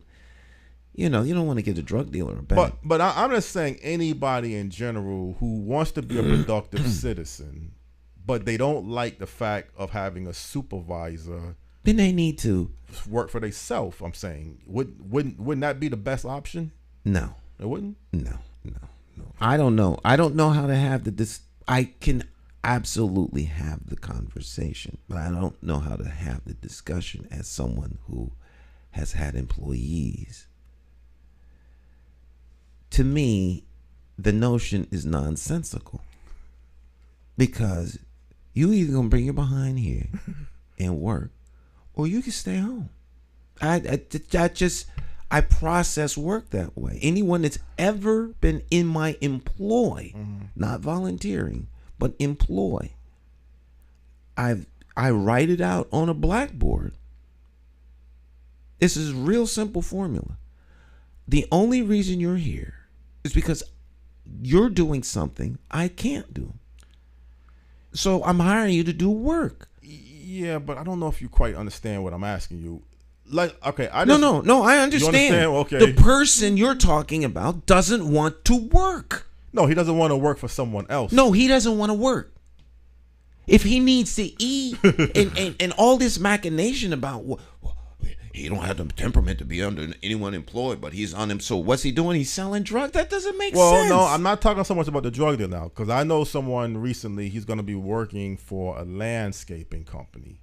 So he has to work about 12 hours, or he's going to be on the clock for 12 hours. All right. But what I'm saying is you could have one person like him, because he has to work for a company. So he's going to be driving a company's vehicle. He's going to be working for a company's clock. So what's the problem? The point, it's not a problem. The point is you may have another person who likes to do landscaping, but he wants to work for himself. So he starts his own landscaping. Well, that's what I'm saying. But again, he doesn't want to work for an employer doing the same type of work, but he wants to work. So he wants to work for himself. That's cool. So that's my whole point. Everybody may not want to work for an employer. That's a given, Jonathan. Okay, that's what I want to get an answer from. You brought up the drug. I'm not bringing up the drug deal. I'm bringing up a legitimate person who's going to be working for a landscaping company. Those would be entrepreneurs or someone who wants to be self-employed. Right. I thought we were all settled on that. Yeah, we was, and then you kind of mixed something else about the person just doesn't want to work. But you thought I was talking about a drug dealer, which I wasn't. And I was like, okay, so just because you don't want to work for an employer doesn't mean that you doesn't want to work. You just don't want to work for. You want to be an entrepreneur. I guess that's the best way. But maybe everybody can't be an entrepreneur. There's things you got to be having. Well, Jonathan, this is where the confusion is coming. Anyone that wants to work for themselves can. There's no debate there. There's no controversy there. If you want to work for yourself, you want to work for yourself. It doesn't matter the why. You want to work for yourself. Right. But is that like saying, the problem seems to be the person that can't work for someone else but doesn't have the capacity to work for themselves. That's the person that you keep introducing in the conversation. And that's the person I'm addressing. Okay. Right. The guy who doesn't want to work for someone else, but he can't quite work for himself either. Well, I will tell you, in most businesses, you have to be real organized, and you have to have like insurance. So, there's different levels of self-employed entrepreneurs. There's the guy who has a lawnmower who can just go from one house to another house cutting grass. There's another guy who has a truck, who has a crew of people that he has to pay them, and he has clients that he has to go all over. So you can say everybody has the capability to become an entrepreneur, but to get yourself started, what you have to get the equipment, you have to get the insurance, you have to pay certain different taxes, comparable to the guy that's just a guy going from one house to another house. He's not paying any taxes. He's not. So there's different levels of how you work for yourself. All right. And everybody, just like everybody is not going to be able to go into business for different reasons, doesn't mean that the opportunity may be there for you in a free capitalistic society that you can become a business owner, but everybody may not be equipped with the resources or whatever to open up a business. Even something as simple as a landscaping business is that you can say anybody can buy a truck, anybody can buy lawnmowers or leaf blowers or whatever. You'll be surprised that many people may not even have the money to even get started at that level for whatever reason. But Jonathan, many people don't have money. It's all of these things take time. Mm-hmm. They take time. Right. You may not have the money to buy a leaf blower, but you could save the money. All right. And you buy a leaf blower and you start your business off. So there's no excuses. Right. There may be reasons and excuses, but drive and determination supersede those. Anyone that can read, comprehend, can become a doctor.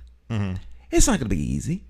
It's going to take many, many years. It's going to take study. It's going to take sacrifices. But most human beings have the intellectual capacity to master that work. The smart ones will be able to do it in a short amount of time, and the ones that aren't so smart, it just takes longer. All right. But it doesn't mean it can't be done. You're going to start a business, there's certain things you need. Self-insurance, liability insurance, different things like that. You may not know what they are. Right. But if you want to start a business, you'll learn. Right. You want to build a house. You never built a house before. So you buy some blueprints. Oh, I built this. I cut this wrong. I cut the wood wrong. I go buy more wood. Now you learn how to measure. Anything can be done, but there's a learning process. Now, some people don't want to go through the process. They want it like the Matrix or some mess. You plug in and unplug, and now you know how to do something. That's not how life works. It takes time. I think you said some key factors: the drive and the passion or the discipline you have to have. Because if something doesn't work out, do you get despondent and give up, or do you try to get back and learn from it and move forward? I think that's kind of what you was. A lot of people will get despondent and will give up, but those people I have found, it's been as an observer of things, the people who give up and get despondent and don't want to go back to work don't need to go to work because they have a safety net of some kind where they can survive without working. So they don't. Well, that's part of it. Because drive can be a desire, an innate desire, a conjured up desire, whatever, to do something. Yeah. There are other drives, like needing to eat. Right. A place to sleep. Right. Those who are totally despondent, have no drive whatsoever, live under the bridge. I was just going to say that because you got people who just give up and they, like you said, become homeless. And they fall between the cracks. Cracks, right. And they're off the grid, fall between the cracks. They live in the woods. They live by themselves.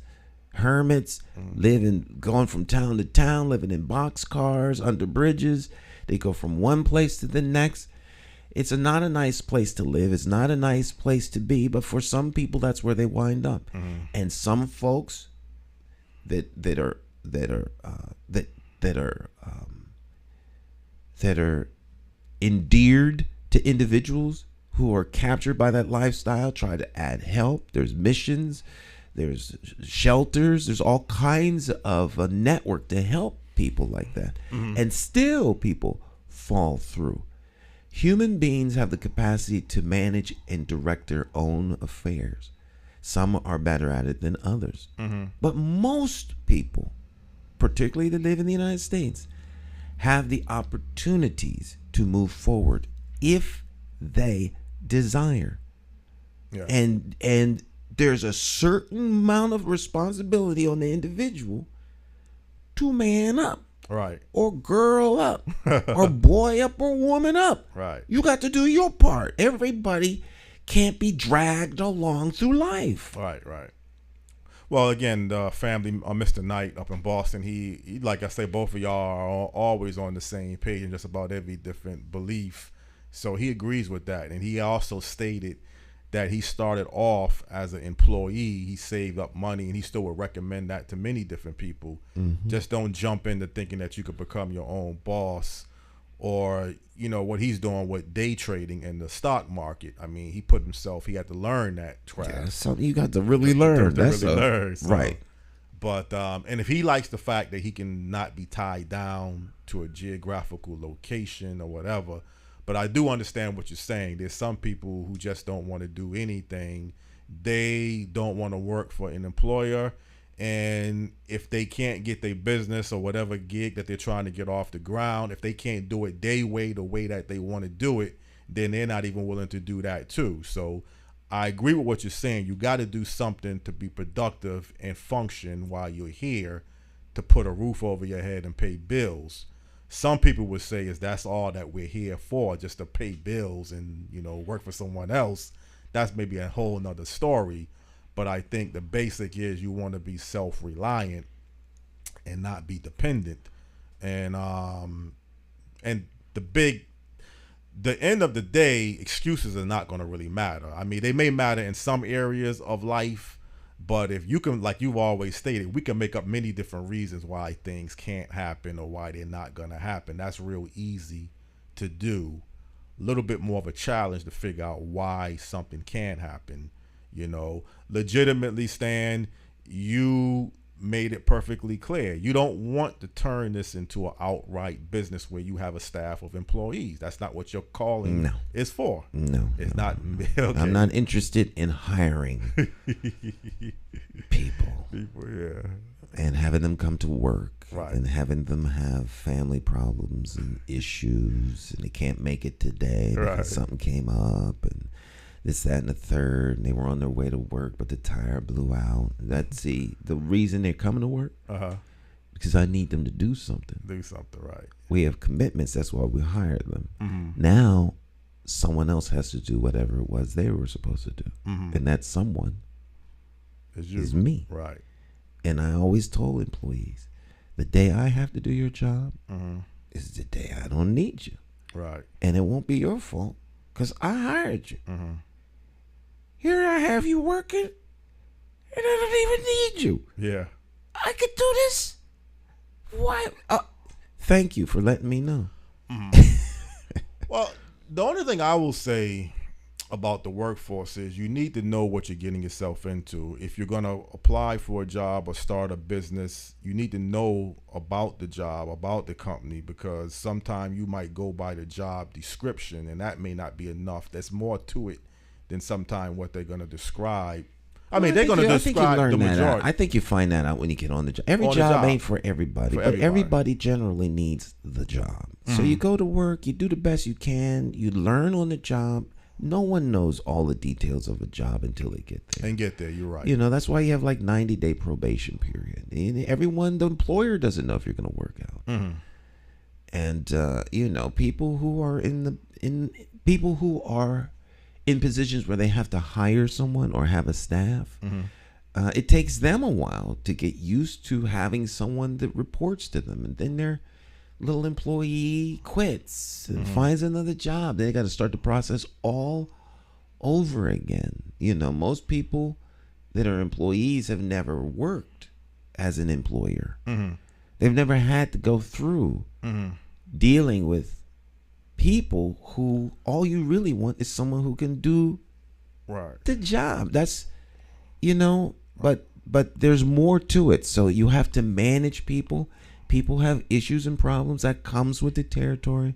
And you have to be able to work with folks and be understanding, things along that line. So where's the line between, empowering and enabling? And, are you enabling this person to be in the state that they're in? Or are you empowering them? The person that comes just to learn what it is you do so they can quit and start their own thing. I've seen those things kind of happen. All these kinds of things. Mm-hmm. And so as the employer or as the entrepreneur that's bringing on staff, these are all things you also have to worry about. Mm-hmm. You'll learn them along the way. Mm-hmm. Just like you learn how the best practices, policies, and procedures of driving a truck. Anyone can go learn how to drive a truck. Go to school, you get a little scholarship, or you save up money, or you pay on time, and pay overtime.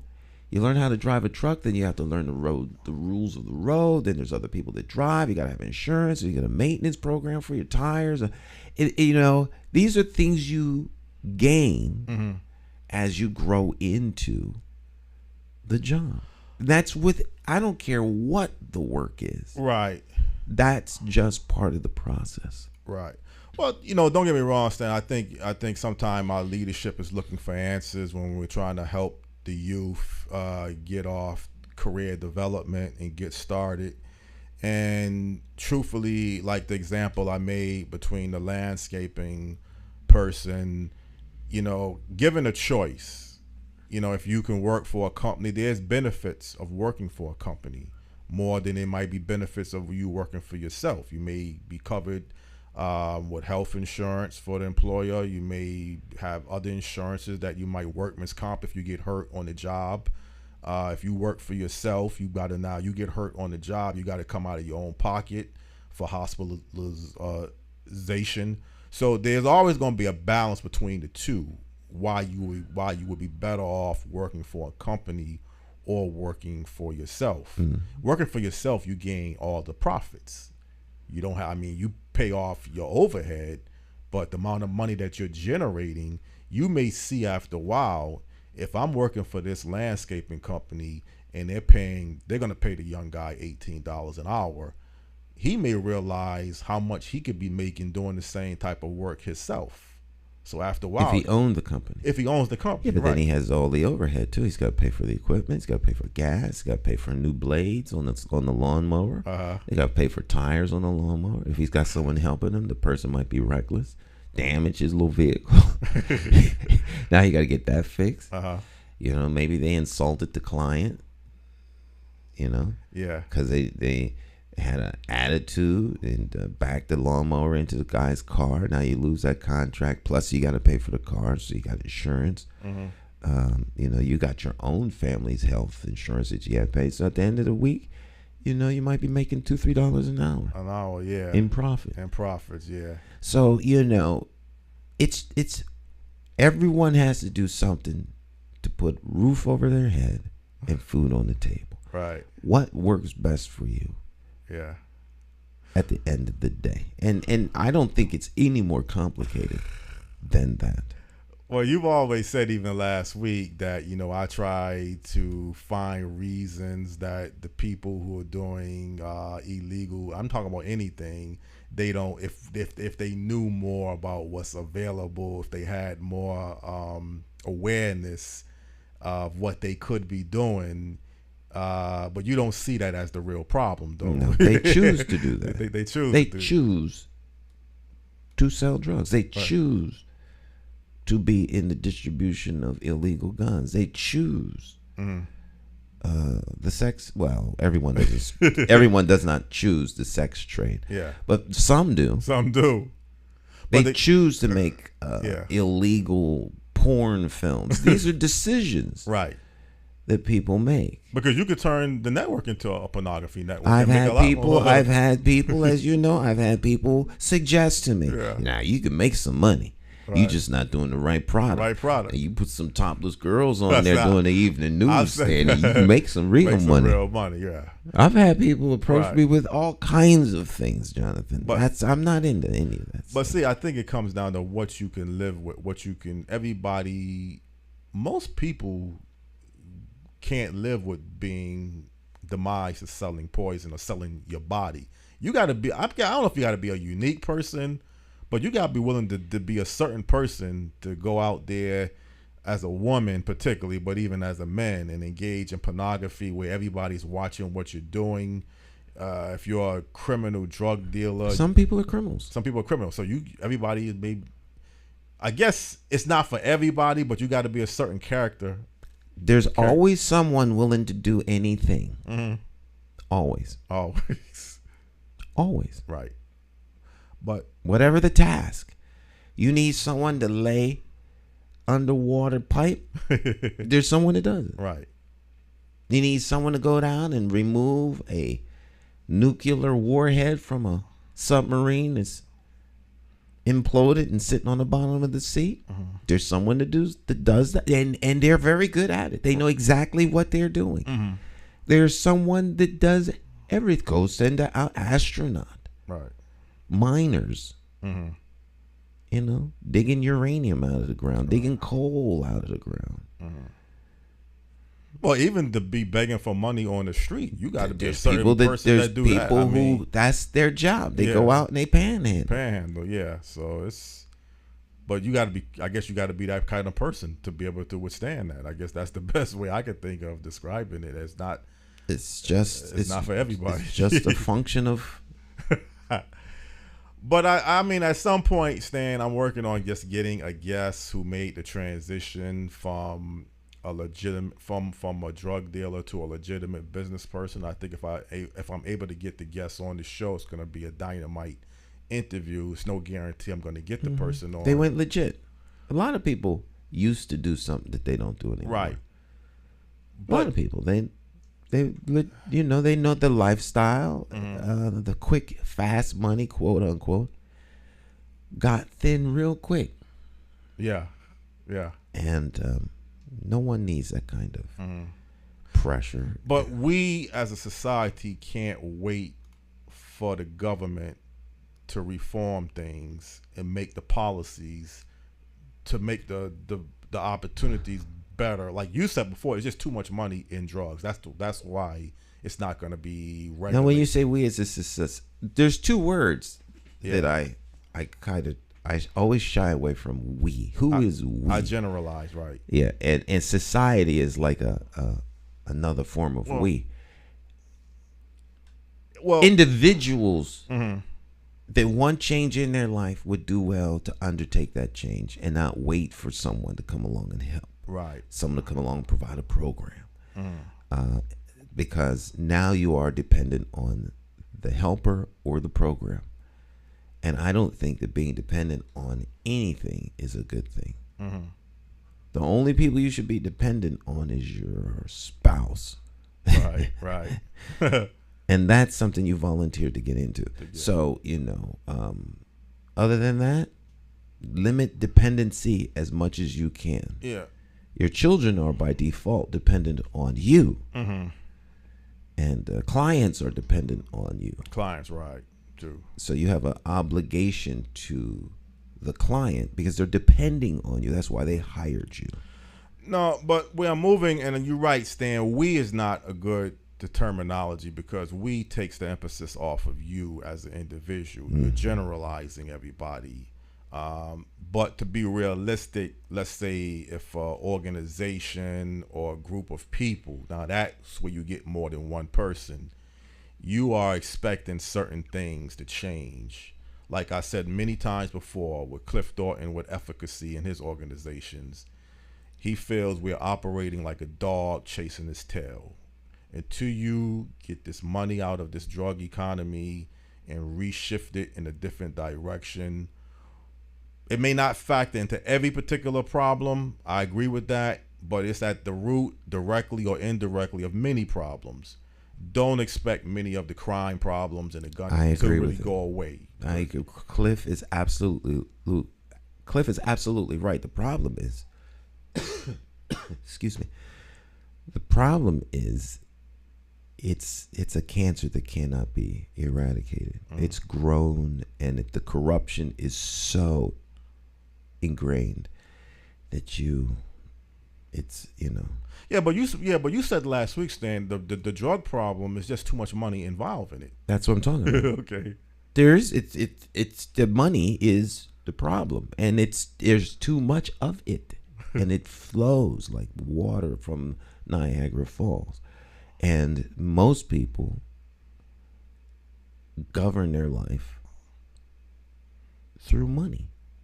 Most people can't imagine not accepting money for something or turning down money. That's how most people function. They just they can't even conceive. But what about the money? You could be making all kinds of money. But money is a tool, But most people will do anything, right, for money. That's the problem then. When you're willing to do anything. Right. They'll sell out their community. They'll take a bribe. They'll do whatever. They'll send someone to jail. So money corrupts judges. It corrupts politicians. It corrupts clergy. It corrupts entrepreneurs, automotive machine manufacturers. I mean, it corrupts everything. And if the price is right, folk will look the other way. They'll tilt their head the other way, and they'll go forward. You want me to do what? There's the old adage. I have a parade that I'm doing. I need a black man to roll a watermelon down the street on his hands and knees with a pencil. Just like that. Just for the parade. Right. And of course, no one will do it. But if I offer you $10 million, you want to give me $10 million to be on my hands and knees and roll a watermelon down the street? Now the rationalization comes in. Well, if it was a movie set, I would do it. I mean, it could be a good comedy skit. Well, hey, so what? Folk are going to say something, this is about me. I need the money. Now the rationalization changes. Now, next year when I offer you to do it, that might be different. Because now your personal dignity is on the line. People talked about you. They laughed at you. They were disappointed in you. Now you suddenly, now I can't give you any amount of money. In fact, you would like to give me the money back and apologize publicly, but you can't do that. So people will do all kinds of things if the price is right. Folk will kill someone for money. They will. They'll blow someone's house up for money. They'll lie on a witness stand for money. But isn't that the biblical principle? The love of money is the root of all evil.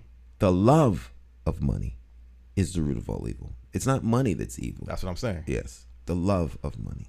But the thing I will say, Stan, is, and use it as a arithmetic example. Let's say the guy that's even cutting grass or whatever, okay, you're doing a task, one guy is going to pay you for a whole day's worth of work, let's say $50. And you say after a while, wait a minute, man, what could I really do after running myself on the ground for 10, 12 hours in the hot sun, whatever, $50, I buy lunch out of it, buy something to drink out of it. Now I'm down to probably $35 or $40. And then here's the problem though. You see another way to make $200 a day, but now it's illegal. It's illegal because society has said you can't do this, and we've set up rules that we can hold you accountable for what you've done and sanction you in some particular way. Right. The criminal doesn't care whether it's illegal. No, but I think where I'm trying to move at, Stan, is whether you're a criminal or not a criminal. If I'm creative and I figure that I can go from making $50 a day to $200 a day doing something illegal. Well, no, yeah, that's one way. But let's say if I'm able to find a legal way. Well, then why not do it? But if you're not able to find the legal way to do it, then some people, as you mentioned, right. So we get back. Make the choices. We get back to the criminal. Yeah, that's a criminal. Okay. Everyone is not a criminal. Anything you do that's against the law for money or whatever, you are now automatically a criminal. Anytime you willingly do something that you know is wrong, and are going, and you don't care what the law says or what you don't care what the consequences of your actions are. Right. In fact, not only don't you care, you're fully aware of them. If I break into this man's house and break into his safe and steal his wife's jewelry, and they come home, I might have to shoot one of them. Right. But that's all right. He's supposed to be in D.C. Yeah. He ain't had no business coming home. Right. And I'm supposed to be upset because he came home. He the one with the problem. I mean, the criminal has a different way of processing. They don't care. Right. But if drugs are legalized and you're able to get the dispensary license to sell marijuana, that's not going to stop criminals. You're not. No, but if you are the ones that get the license, you're not a criminal anymore. You're selling marijuana legally. No, because now the sale of cannabis is legal. So you have a legal. But if you're not selling it legally, you will be a criminal. Yeah. You just like right now, if I decide to open up a little after hour, place where folk can get some liquid at night time, you party hard all night, you worked all day, it's 2:00, and some bureaucrat gonna tell you can't get something to drink. I got what you need. Right. Dr. Feel Good. Stop by my basement. Right. I open at 2:30 in the morning. Now, if you get caught, you can go to jail. Yeah. But you don't care. That's why you have a whole enterprise. You have a metal door on your basement. You got an emergency room underneath the basement where stuff could be dumped to get rid of the evidence. Right. This is a criminal. Yeah. And don't get me wrong, Stan. I mean, there are more law-abiding citizens than there are criminals. If you take the person that's working all day for $50 a day, and he's frustrated at some point because he realized he can't get too far. At the end of the week, what do I really have to show for it? $250, and I got to pay. At least I gotta eat something at the very least. There's no justification, Jonathan. Criminals. I'm not. But see, here's the mistake. I'm not moving towards the criminal. I'm trying to get to how do the person you said before is dry. But Jonathan, to me, this is not something that needs to be debated ad nauseum. If you need a job, then you have to go to work. No, but if you need more money, then you have to get a better job or live within your means. This is not rocket science. All right. You want, like Paul said earlier, there are people who want more, but they can't afford it. That means something. Right. Can't afford. That means you don't have the fiscal resources to acquire what you want.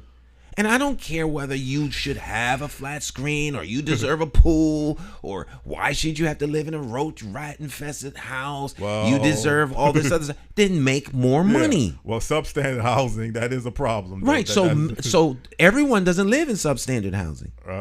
And a lot of the people that don't live in substandard housing used to live in substandard housing. But they grew up and they said, I'm not living like this no more. I'm going to get me a better paying job. Right. And that's what they did. That's what everyone has to do. But Stan, you've always brought up to the focal point that you felt poverty becomes at the real root of the many problems that, a hostile environment of your inner cities. You've always tried to trace it back to poverty. You will bring up other factors like you're bringing up now. But truthfully, Stan, you've always kind of brought poverty as the main one of the main focal problems that we have as a society. So I'm not trying to say you're trying to twist it around and saying that if you can't make what you think you need to make, all of a sudden you do without. but poverty still doesn't go away. Poverty doesn't go away, Jonathan, and neither does the fix. Just because someone is gripped in poverty doesn't mean that the way out is somehow changed. The rules don't change. Water flows to the lowest place. If you live in a basement because of poverty and the city gets flooded in the middle of the night because of a flash flood, then you will drown. Right. And so all of the justification, oh my God, they were gripped by poverty. Well, they were living in an illegal apartment underground. That's one of the reasons that the code says you can't live down there. Because in case of a flood in the night, you could drown. Right. And your way out could be blocked. These are things and decisions people have to make. Now, poverty is a separate issue. So if one talks about, well, we need to do something about people living in the basement. Well, what about poverty? They got to live somewhere. No, that's true. Right. But we also don't want them to drown. We don't want them to catch fire in an attic apartment illegally. Yeah, I agree with that. I'm saying. Right. So, yeah, there are things that are impacted because of poverty. But that's not an excuse. You can move out of poverty by changing your circumstance by getting a job that pays you good. If you don't have an education, you can get an education so that you can get a job so that you can move out. Right. You may not be able to get an education. You may not be able to move out, so you're going to be gripped by poverty. So there are some things that society can do, or maybe even government, to alleviate the pains of poverty. There are lots of things that could be done, but generally speaking, most folks don't want to do those things to help out their fellow neighbors. They talk about them, but they don't execute them. And so, the conversation can go on for hours about all this stuff. But at the end of the day, our conversation doesn't change reality. The only people that can change those situations, the primary people who can change those situations, are the ones involved in them. Right. And there are too many people who have started out at way below the bottom and made it. Right. That means it can be done. Yes, it can be done. Just like President Barack Obama as the first African American, although technically the first black president of America was some man named John Hanson, I believe. But under the United States, President Obama became the first black president. So you can do something. You can't use the word, I guess the word can't, you have to take that out of the vocabulary once it's been accomplished. So is it easy to become president of the United States? We know it's not easy. But I think what you were saying about poverty, and at least what you're trying to refer to, is don't wait for the government or other big factors to eradicate poverty. Absolutely not. Poverty is a multi-billion-dollar industry. Exactly. If you're expecting poverty to go away, it's not going to go away because it's as lucrative as the drug business. The drug business. Right. Poverty is big business. Yeah. We don't need to grow cotton because people are cotton. Right. Well, Stan, whether it makes no sense or not, if I'm lost, I like to know that I'm lost. It's like, again, I've said this before. If I'm on a ship and I don't know where I'm going at least like to become aware, okay, I'm lost. So if you're lost in society, you're confused, you don't know which direction you're moving into, the first step is to come to the realization that you're lost and you need help. Now, when you reach out for help, if you're having issues getting the type of help that you really need, then that's something else that you would have to work on. That may be another big problem. But again, if you're Jonathan, there's no shortage of problems in life. And as one of the viewers said, she says she never received her life manual at birth, stating that life would be easy. Right. So yeah, there's always going to be problems. Yeah. No, but the solution is you're lost and you're trying to get to where you need to go at. So you're not making up an excuses for a problem. If someone is lost, Jonathan, They either have to find a way to get from being unlost by helping, by asking for help, or hope that someone sees that they're lost and offers to help. Right. Those are your only two solutions. Right. Most people that are lost don't know they're lost until they're wandering around. Well, depending upon what you define as lost. Yeah. A lot of people don't know that they're in that particular state. Right. That's what I'm talking about. So unless someone makes them aware of it and they receive what they're being told, or they come to some self-realization, they're not going to begin to look for a better way. If there is a better way, as defined by whoever it is that defines whatever the quote-unquote better way is. Because a lot of these things are relative. Yeah. So I think that most people are driven by needs or wants or appetites, passions, and desires. And as people give into those, change comes. Hopefully those wants, needs, appetites, passions, and desires are good ones. Good ones, that's the thing. All right? Good ones. Because people give into their dark side needs just as easily and as they do to their good side needs. Yes. So, people are human beings. They do what's in their best interest most times. Right. But, you remember Paul Pacelli stating that he would rather deal with the problems of high cost of living and having low unemployment rate. Given the choice that you gave him, he chose that. He chose that one, right. Yes, to deal with that. So sometimes, I try to look at something as a challenge more than a problem. If you say it's a challenge, I'm trying, okay, I can't find a place where I want to live at under my budget. But I got to look at it as a challenge, not so much as a problem. If you look at it as a problem, okay, my car broke down. I can't get my car fixed. I don't got $1,000. I got to look at that as a challenge. You think sometimes your mindset, how you perceive something, also plays a role on how you'll go towards resolving it? I think mindset has a lot to do with how people resolve things. But some problems are real problems. And you have to come up with a fix. Right. Now, I understand the challenge. I think that there are many, many things that people see as problems that are opportunities for, for success, opportunities for things. But that I don't want to minimize legitimate and real problems and challenges. You may not be able to find an apartment that you can afford in this area. If you were in Jersey City, you wouldn't be able to live. I wouldn't be able to live in Jersey City. I don't make enough money to live in Jersey City. Right. All right. I don't make enough money to live in Midtown Manhattan. Yeah. So I'm going to have to live in the outskirts and take a subway in or a train in or bicycle or bus or walk or carpool.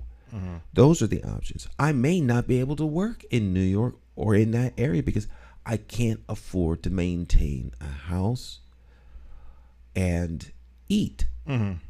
This place is for people who make way more money than I can make. Right. So let me move to Camden. Well, that's going down now. When you saying Camden, I'm that's a big just joking step. because my son-in-law is from Camden. Are you from Camden? Oh, boy. But he can afford to live wherever he wants. But Well, I think the thing, when I say challenging problems now, keep in mind, when you go to the grocery store every day or every week and the bills are this amount and you can't afford it, you got to eat. That might be a problem. I don't know if that's a challenge. I go to the grocery store, I need milk, I need eggs, I need bread, I need fruits, I need meat, some meat. The bill last year was $40. Now it's $80 for the same amount of food. Well, so that's inflation. That's inflation. So that's a problem. Now, if inflation is a problem. Inflation's I go to Whole Foods. So Whole Foods has this chocolate cake. It's a chocolate mousse cake. It was $15. Now some may say $15 for chocolate mousse cake. Yeah. And I think it was a 5-inch chocolate mousse cake. But if I go down to, well, Morton's isn't here anymore, but if I went down to Capitol Grill and got a slice of their chocolate cake, just go in and get it, like to go, which is a ridiculous undertaking. But nonetheless, if you did that, the slice of cake, by the time you come out of it, it's like it's just like $12, which is not a lot if you're going out to eat someplace special, and that's what the dessert is. Right. Now, I could get a whole cake for $15. And, you rationalize it, justify it, you work hard. I deserve a nice little piece of cake. I like chocolate cake. So, but now, it's $25. 25, yeah. It's going on. It's way over my budget. Right. I'm not paying $25. I'm not going to do that. It makes now someone's buying it. But it's not me.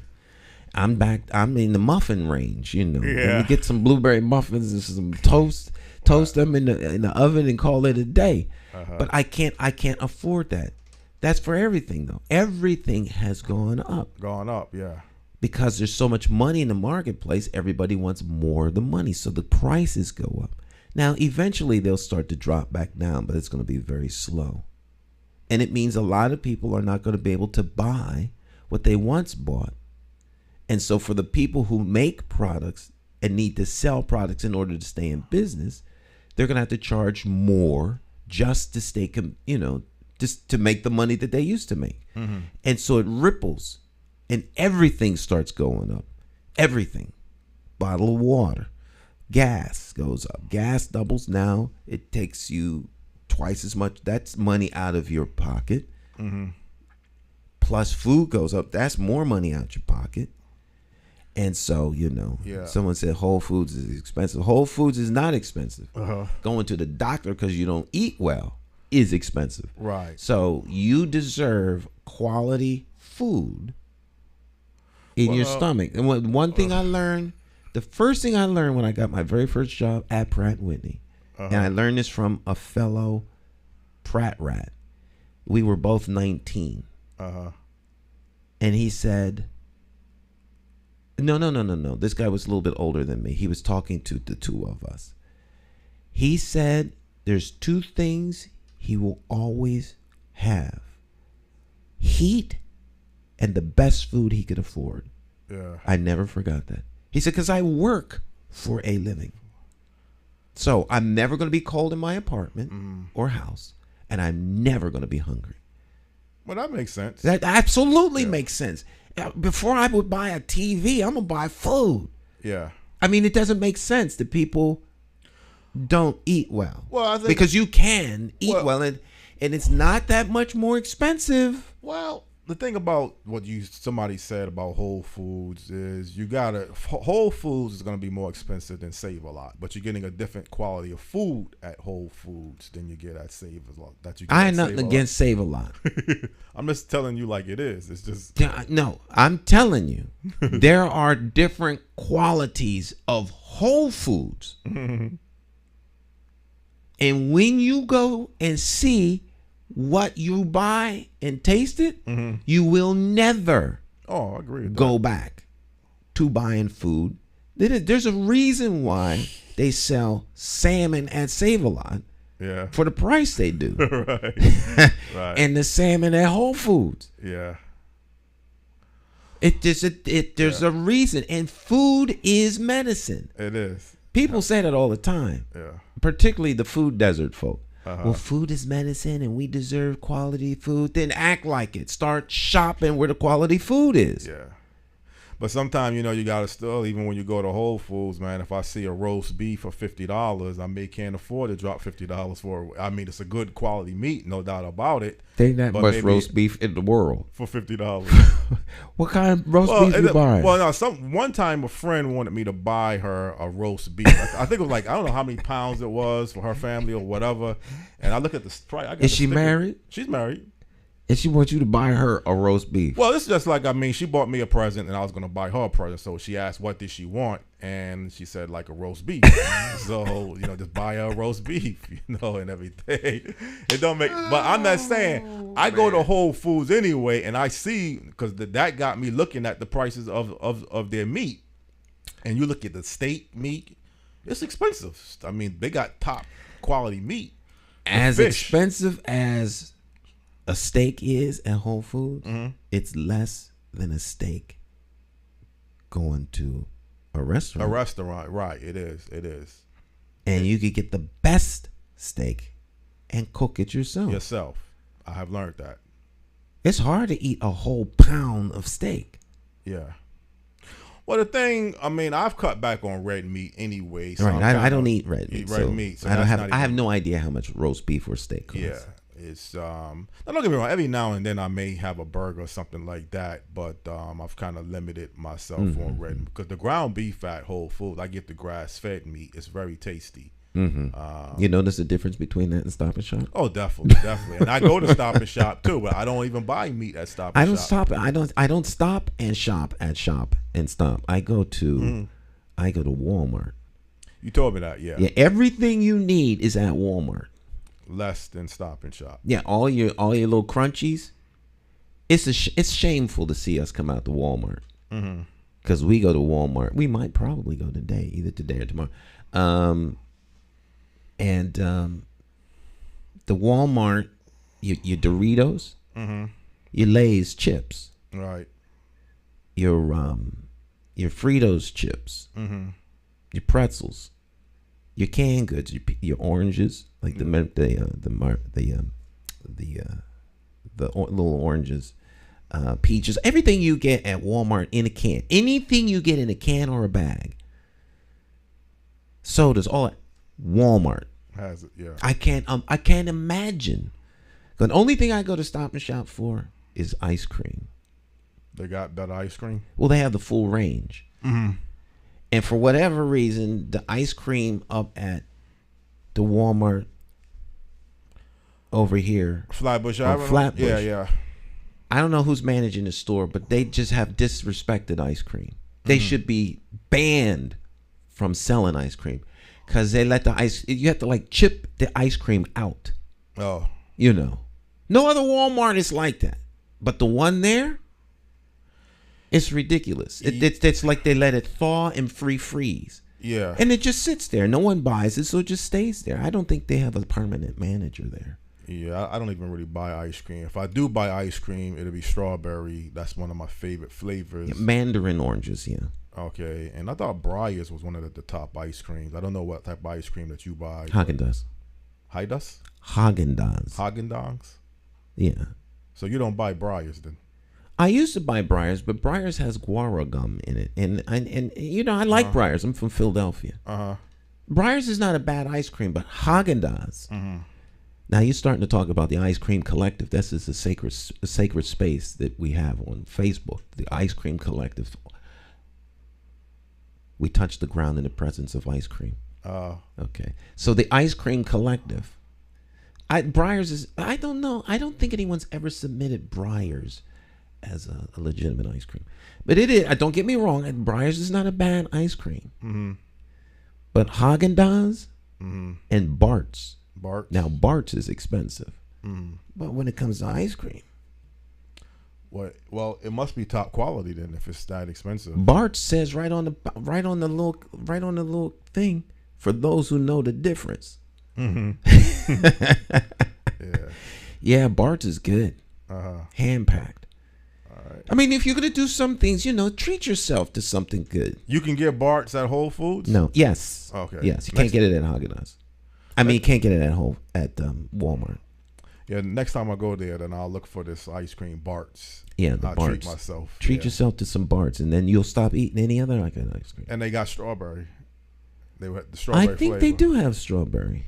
Yeah, that's my. Yeah, Ben and Jerry's isn't bad. Ben and Jerry, yeah. Yeah. I haven't heard of them in a while, Ben and Jerry. I guess if you like stuff in your ice cream. Now, Ben and Jerry's makes a good vanilla ice cream.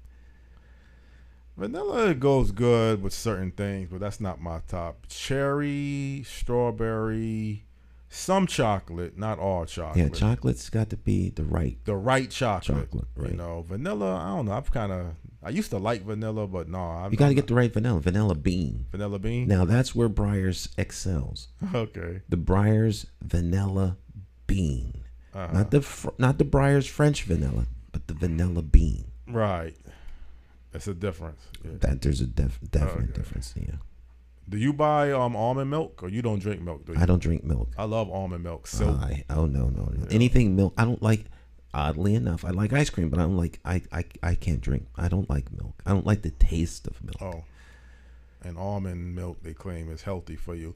It's not a dairy. Technically, almond milk is not a dairy product. That's what nor should it be called milk. It's almond juice. Almond juice, yeah. Right. So it's not even really a milk then. Right. Milk comes from cows or goats. But almond is my substitute for milk. Do you eat cereal? Every now and then. I don't eat as much as I used to, but I use the almond for it. Right. Favorite cereal? Oh boy, you're testing me now. I mean, what's the Total or Cheerios? but you want the flavor, right? You want no. Just as long as you didn't say Captain Crunch. Oh no, man. I'm a Total person, 100%. I like Total, but it got to be a nice flavor to it, though. You know, honey oats. They got all different brands, though, man. Cheerios got all different brands. It's either Cheerios or Total for the cereal. And Cheerios is a wholesome cereal. I don't eat cereal, but my daughters eat cereal.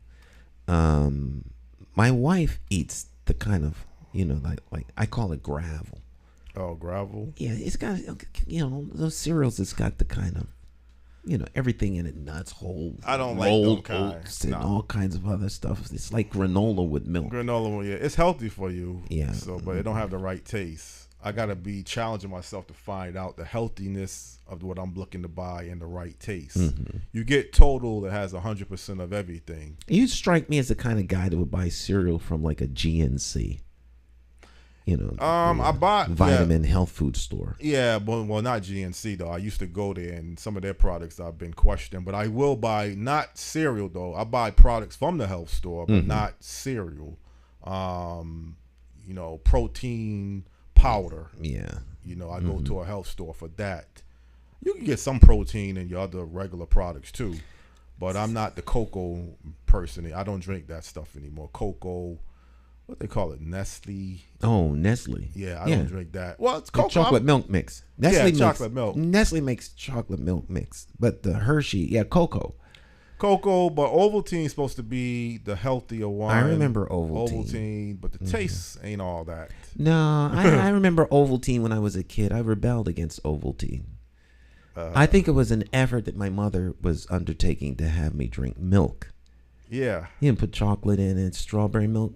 The quick with the one. The strawberry milk. Strawberry milk. Yeah. Oh, and what else? Chocolate milk, strawberry. Chocolate milk you could make it a little bit more tolerable, but the strawberry and then Ovaltine. Yeah, Ovaltine is okay. It got some health benefits to it, but the taste is kind of so-so. It's not the best tasting. There's nothing tasty about Ovaltine. Nah, nothing really tasty. Mm-mm. The gooder taste in products is not healthy for you. See, I read the ingredients at the back of the label, so I try to reduce the sugar intake. I don't like a lot of sugar, so it's a big challenge when I go to the store looking for the products that has no high fructose. We should do a whole show. Jonathan goes shopping. I can't believe we went into the store. It was 8 a.m. By 6:15, Jonathan had made a decision. Yeah, I can't believe you got me on the light side. I'm always talking about heavy topics, hard. This is like Mr. Cleo's show now. Y'all keep it. Yeah. This is Friday show. Little Friday mix. Friday show. Yeah.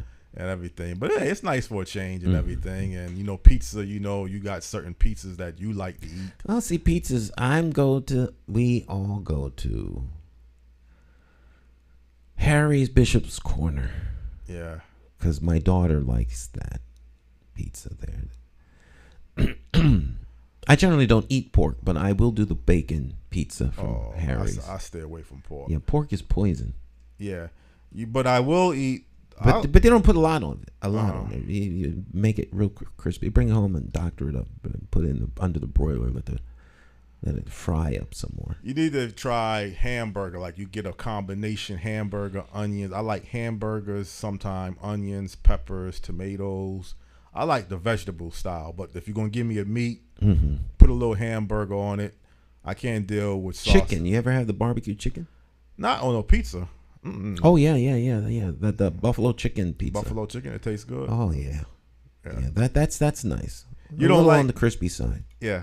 I bet you don't like frozen pizza, though. Oh, no. You couldn't stand to eat frozen pizza, yeah.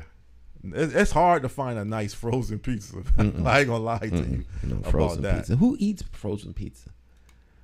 I used to eat it every now and then, but it just don't taste good. It's just like I'm wasting my money, man. I'm buying frozen pizza, and I got to look for a good one, and it's hard, man. It's just hard to find It's a like good buying frozen pizza is like, in the wintertime where the guy's standing outside the store. It's got a little barrel to keep him warm.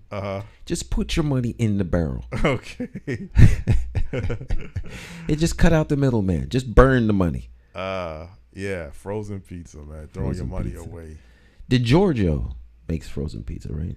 They do. I don't even know how that pizza tastes. I don't think I've never had. I've never had that. I think the name is just carrying the pizza. I don't think that pizza. And isn't there like a Celeste or something like that pizza? There's.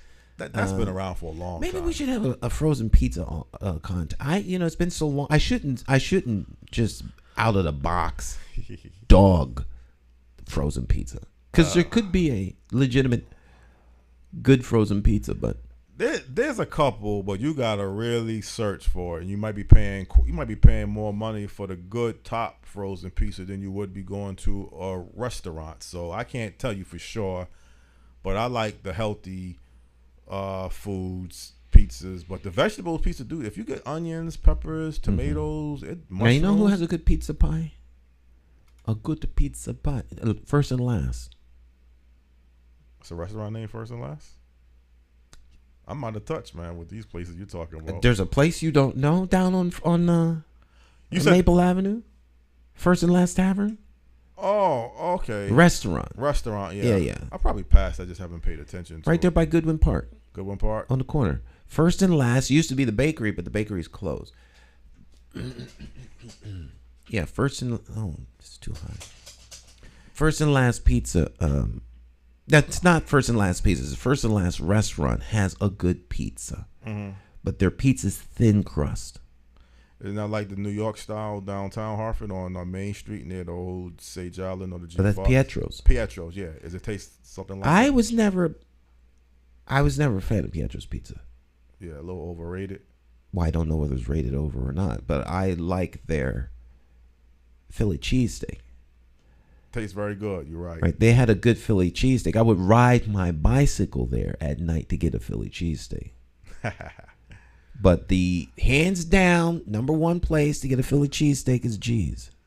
Okay. On Park Street. Park Street. Across from George's. Which is where you go if you're going to get calzone. So everything is good on you get the toppings that taste nice, lettuce, tomato. Philly cheesesteak? Philly cheesesteak. Philly cheesesteak should have cheese and steak. Maybe a little grilled onion. That's it. You don't put other maybe you're gonna push the outer envelope some sauce. Other than that, it's not a real cheesesteak. So you don't like the actual. I'm from Philly. Philly, yeah. Right. You got Pat's, and then you got one other place. Pat's was the place though. I like a good Philly cheesesteak sandwich though. Don't get me wrong. Yeah, Philly cheesesteak. Good, but it got to be a good place. It's hard to find a good cheesesteak outside of Philadelphia. You're sinking lower and lower and lower in the chair, but that's okay. Oh, okay. Because we haven't even taken a break though. That's the thing about it. I'm trying to. We've been on for 2 hours, I think, or 2.5 hours. 2 hours and 45 minutes. It's just. I have a shoot at 12, so okay. I really should be off the air, but this is such interesting conversation. Interesting conversation. Yeah, keeping it light. But this past week, I had called in to the program. Oh, that's right. You called in on the Wednesday. Yeah, no, was it Tuesday? I thought it was Tuesday. No, Wednesday. You're right, Wednesday. Yeah. Yeah, because Dr. Bowen was not here. Yeah.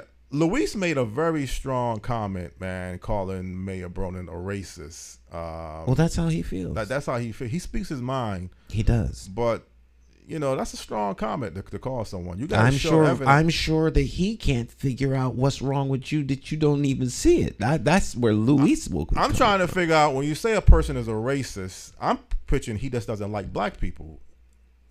But Racists? Well, I mean, one race against another race. It's like he's saying Mayor Bronin has something against black. No. He wasn't. I don't think racist denotes an angst against somebody. It's more the superiority of my race. Well, that's why I probably felt that he was wrong. And the systems that are in place that keep me in that place of superiority. So into that degree, it's clear that the mayor doesn't dislike black people. But I thought that's how he was kind of referring, but maybe that's not what he was referring. And you saying that's not really what a racist is then? No, I don't think he meant it in the context in which he was stating it is not the context in which you were receiving it, because you're processing it as the mayor dislikes. He's saying the mayor dislikes black people. I don't think that that's what Luis is saying. But you can call him on Wednesday and clarify that, because I don't like speaking for other people. Yeah, he was saying something about because I called him back. I was on the line, and I just wanted to make sure that what he was saying was right. He doubled down so that you would have no misunderstanding. Right, and he said he believes yes, the mayor is a racist, because he was saying something about when you are not providing the means for certain people to have a better life or whatever. Because I mentioned something about maybe is it the policies that you're talking about, but I never asked him directly. Like I just stated, you can ask him stuff directly. He'll tell you. Right. But I mean, last week, I didn't say, does the mayor have anything against black? I didn't come right out directly and ask him, is that what he's talking about? Just like you just clarified it. If he's saying the mayor Bronin is doing something for superiority, to making the race of white people superior, is that kind of, again, what you're saying? I just want to make sure that we're on the same page with this statement. I don't believe he is defining racism as only someone not liking black people. That is not the right. That is not his definition of racist. Okay. But the mayor, he feels, is doing something to keep one race superior over the other race. And I don't know if I don't know if I wouldn't process it that way. I would ask Luis. Call him and ask I'll call him back, because I mean to look at the program again, I would have to go all the way back. I mean, I could find the statement or the question that I asked him, and I could find his answer. But maybe, like you say, it'd be better just to call him back again, because either rewatch it or call him for clarification. I can't clarify what he thinks, because I'm not inside his head. Right. So I stay out of. I try to stay out of the business of telling people what other folk think. But see, here's the argument. And first of all, that's still a strong statement when you call someone a racist. You can twist it around technicalities or whatever. The only thing about Luis, and I'll tell him this, I'm not going to talk behind the man's back. I didn't get a chance the last time, but I'll even tell him this, though. Some of the things he will say is that we can't do anything with white people in charge. Now, maybe there's certain things you can't do with like another race. But if he's trying to put down, it sounds like to me at times Luis is kind of blaming or putting down another race of people. And I guess in America we have a double standards, because maybe a black person could say things about a white person that a white person can't say things about a black person. Meaning that if a white person was on a program and he was saying some of the things that Luis said, well, look, if you got black people in charge of leadership, there's no way we could run the city. He will say things referring to white people that white people in charge, we can't do certain things and do that. So you got to be careful, because if a white person comes across and say the same thing that Luis saying, black people are going to look at it totally different. So you can't to me, if Luis is saying something that's, particularly if it's wrong. Now, if he feels if it's right what he's saying, that with white people in charge, we can't do this or we can't do that. Because if you really pay close attention to Luis, he will bring that up every now and then. He don't bring it up all the time, but he will say, look, we got these crazy white people, and he's stated that one time before. Maybe he's not thinking sometime when he's making these statements. I think he's thinking. I think that's what he believes. Right. So that's what he says. But see, black people can't say that though. It'll look racist. Well, hold on. White people can't come on a format. If you heard like Paul Pacelli or Dan Lovallo come and they had somebody on the program and they said, well, we got these black people, so we can't do anything because the way that they act. People will look at him as a racist, saying, "Well, what kind of commentaries is Dan Brinchen?" Well, there are double standards all over the place. Yeah. The standards are different depending upon where they're coming from. We're well into the age of situational ethics, so the situation determines the ethical standard. Yeah. But I mean, these are the way people feel. I think it's always best for people to be expressive on how they feel so that you can adjust accordingly and now have real conversations to help folk come to a place where we can all get along. We don't have to all agree, but we can all get along. But you can't get along if you don't know what people honestly think. Right. So I never am put back because somebody thinks a certain way. That's just how they think. It's just like salt and sugar, different taste, even though they look the same. Yeah. But the viewer asked Jonathan to compare Dr. Claude Anderson's states. Yeah, the definition of racism to Luis's definition. Yeah, see, Dr. Claude Anderson, when he mentioned about white people being in charge and we can't function in the same country with the way white people have run, I think Dr. Anderson brings more of a historical, factual evidence. But he's making the same statement. He's making the same statement, yeah. Well, white people being, yeah, you're right. He, to some degree, Luis is making right. So if I tell you that the A train is leaving at 10 o'clock, and you say, well, how can you say something like that? Because that's what time it leaves. But you don't know nothing about the A train. It's their first time here.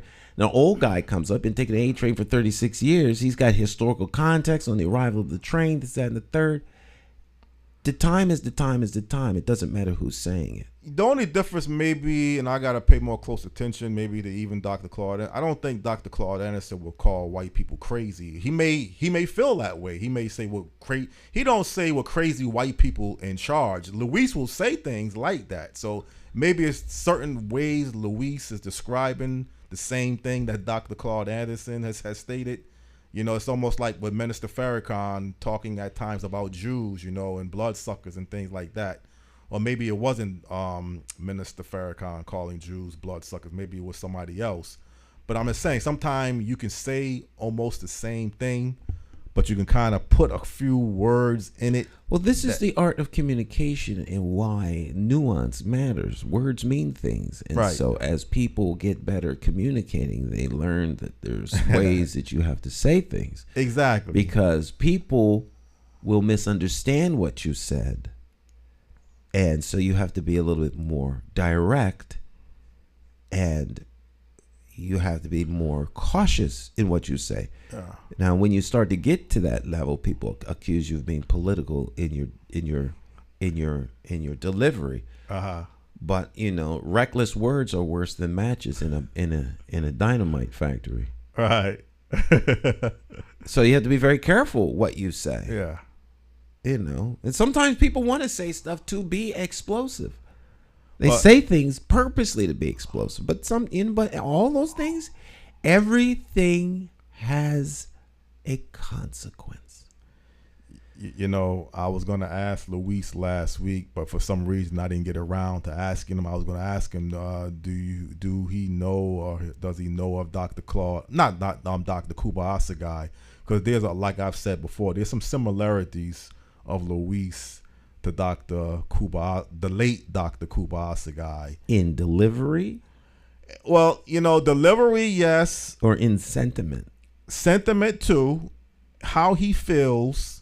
Because I'm willing to bet you, I can't say 100% for sure, because I knew Dr. Kuba Assegai, what Dr. Kuba Asagai would say off of the air would be scary.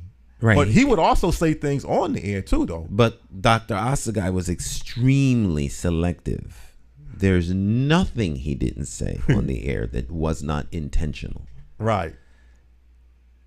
There aren't many human beings I would compare to Dr. To Dr. Asagai. So maybe you don't. I like Luis and everything. But you don't think he's similar. Just your instinct, you don't see the similarity. Well, I can't sit here on this airway and say and not make that statement. Yeah. I mean, there are very few people. He sounds like you can compare to Dr. Austin. Dr. Asagai.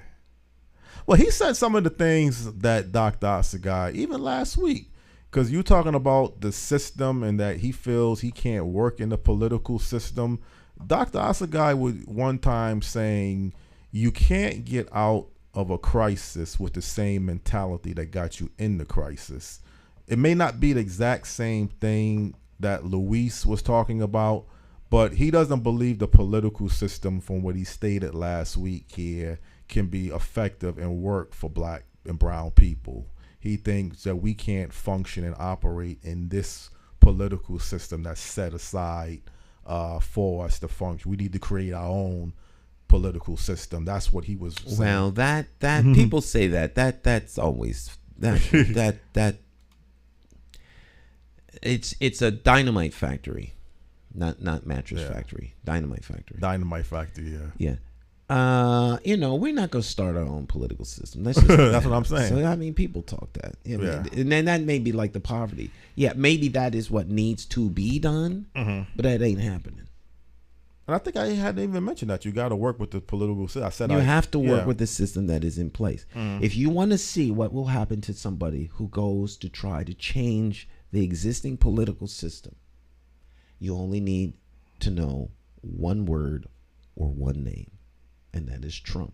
And speaking of Trump do say things out of his mouth that's not presidential, and you could say it's borderline racism, because people have asked, is Donald Trump a racist? Well, there are many who would say yes. Yeah. My family member up in Boston, he speaks very highly of Donald Trump. I know plenty of black folks who speak highly of Donald Trump. Right. But see, the family or the friend, he goes by what Trump has delivered. And all of the ones I know go by what he's delivered. They care less about his little words. Well, again, I mean, but we live in a time. There was this interesting thing. I can't repeat it because it was very distasteful. But there's a little thing on the air where the guy, kids in the 80s would stump their toe and they keep walking. Kids in the 90s stump their toe and they cuss. The kids now stump their toe and it's the end of the world and they're all damaged and they can't function in society anymore. And that's where we are. We're in a space and time where calling someone out of their gender that they've chosen is a high offense that could get you fired. Now, here we are in one of the most dangerous times in human history, and folk are offended because somebody said something. Once again, words are dangerous. But I mean, really? Really? Yeah. Imagine going into the bar and having a bar fight and calling somebody a name and they break down and cry. It used to be you went into the bar and said the wrong thing, you get your rear end kicked. Yeah. Beat to death with a cue ball. Right? Folk wasn't afraid to go in and have a fight. Nowadays, people, he offended me because of the way he gave me a strong,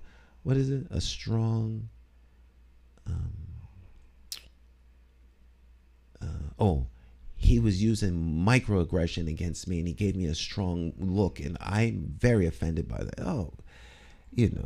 And that's real for a lot of people. It really, really is. But, I just... Well, words, I mean, as long as what the words you're stating is factual, Because again, I mean, many people, the younger people, don't remember Dr. Kuba Assegai. One thing about me, Stan, is I got a good memory, and I can go back remembering many different statements that the late Dr. Kuba Assegai stated, whether it was on K&D radio, whether it was at different functions. He is, like you say, maybe Luis is not the same as Dr. Kuba. I just have never met Luis, so I don't really know the other side of him. But I sense he has some radicalism in him, similar to the late Dr. Kuba Assegai. I definitely got to feel that if he was off of the air, he would say a lot more stronger things about other races of people than what he is saying. I think you have to keep it somewhat not restricted, but you can't let this man go loose. And even Dr. Assegai, I mean, the list of what Dr. Assegai stood up for and how he advocated things is just too long to go into. But he was definitely a strong, dominating type of person. I mean, we could definitely stand corrected. I mean, we could definitely agree on that. Whether Luis has had issues with people like Dr. Assegai had, I don't know. I don't know him off of the air. But maybe I do see some similarities between the two, but maybe there's a lot of differences too, Stan, between the two. You see him every week, so I mean, I knew Dr. Assegai, and I mean, I didn't know him like real well, but right. I mean, I knew him. We talked on several occasions and been involved with him in different things. But you know, Prince, yes, I know Prince. You remember when Dr. Assegai was on Prince's show? I do remember that. You remember when Prince asked Dr. Assegai if he would read his book? That part, I think I do remember something like that, because you're talking 2013 or 2012 or 2013. Dr. Assegai says, "I will not waste my time reading your book." Right. He speaks his mind. Prince was thunderstruck. He said, "Whoa, why? Your book has no substance because you don't." Right. That's him. That's Dr. That's Assegai. Dr. Assegai. Oh, yeah. You're going to get in a room with Dr. Assegai. You better bring all your cards in every library you have ever been in. Yeah. With every book in it. Right. Because there's nothing he hasn't read, no one he doesn't know about. And that's not the guy to want to get into any kind of discussion. When I'm in Dr. Assegai's company, I'm in one mode. Listening. Yeah. Well, sometimes you got to almost be in defensive mode with Dr. No, Assegai. there's nothing to be defensive about. Yeah. Leave yourself open to learn. To learn, yes. Right. You can't defend yourself against Dr. Assegai because you don't know half as much. Yeah. Well, I tell you, as he knows. I mean, you know, I would put my knowledge base of Dr. Assegai would fill half a thimble. That's how I see Dr. Assegai. Yeah. I don't know anybody who is. I don't know anyone who. Well, the late Dr. Assegai has stated that he is like the Marcus Garvey of his era when he was here. That, you know, it hasn't been anyone that has come, particularly to the black community, since Marcus Garvey. He's like the Marcus Garvey of his era. He's a Pan-Africanist, no doubt about it. But he thinks at the level, right, and he is not a man of he doesn't mince words. No. And he was not a man who talked. Mm-hmm. He walked the walk. He did. So when you talk about Pan-Africanism, this ain't no theory. But Dr. Assegai, they're not in books he read. Yeah. He was a soldier. He was a former soldier. Right. He's writing those books. Right. He was an exile. And give you both sides of the story and defend both sides. Yeah. That's what the PhD is for. Right. Well, I don't know. Dr. Assegai was no joke. No joke, yeah. Well, I don't hear people talking about Luis the way they talked about Dr. Assegai. So, like, in a negative way?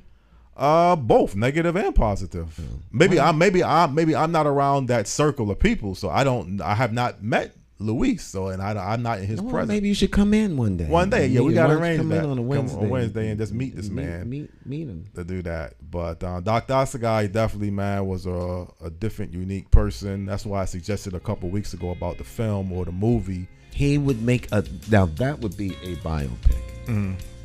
Idris Elba would be an excellent choice as the actor. Based the story on Dr. Assegai, you know, from his time being born as a child in St. Kitts and Nevis at 3 years old of age, going to Birmingham, England, and then from him coming from Birmingham, England to the United States, being deported back to, I believe it was St. Kitts and Nevis, if I'm not mistaken. Then he came back to the United States. Then he was the National Security Director for about a year or two in St. Kitts and Nevis, and he came back to the United States. So there's a tremendous story. But Femi's the one that got a green like that. Femi Bogle, Assegai, his wife, would have to green like that. But yeah, I mean, Dr. Assegai was definitely a unique person. I mean, however you felt about him, you knew where he was coming from. There was no sugarcoating or fakeness about him. Yeah, much respect. But hey, man, I had a good time this morning on the show. Jonathan Smalls here every Monday. Right. As we kick off the week of great conversation, so we'll be back on on Wednesday live. Monday, Wednesday, Fridays live. Tuesdays, Thursdays, Saturdays are repeated the day before. All right, and then Sunday morning's Bible study. So I will see you next time. You all have a fabulous rest of your day. Thank you, Mr. Small. Great guest. All right. Thank you very much for that. All right. So my friends, we'll see you. You all have a great rest of your day. Bye.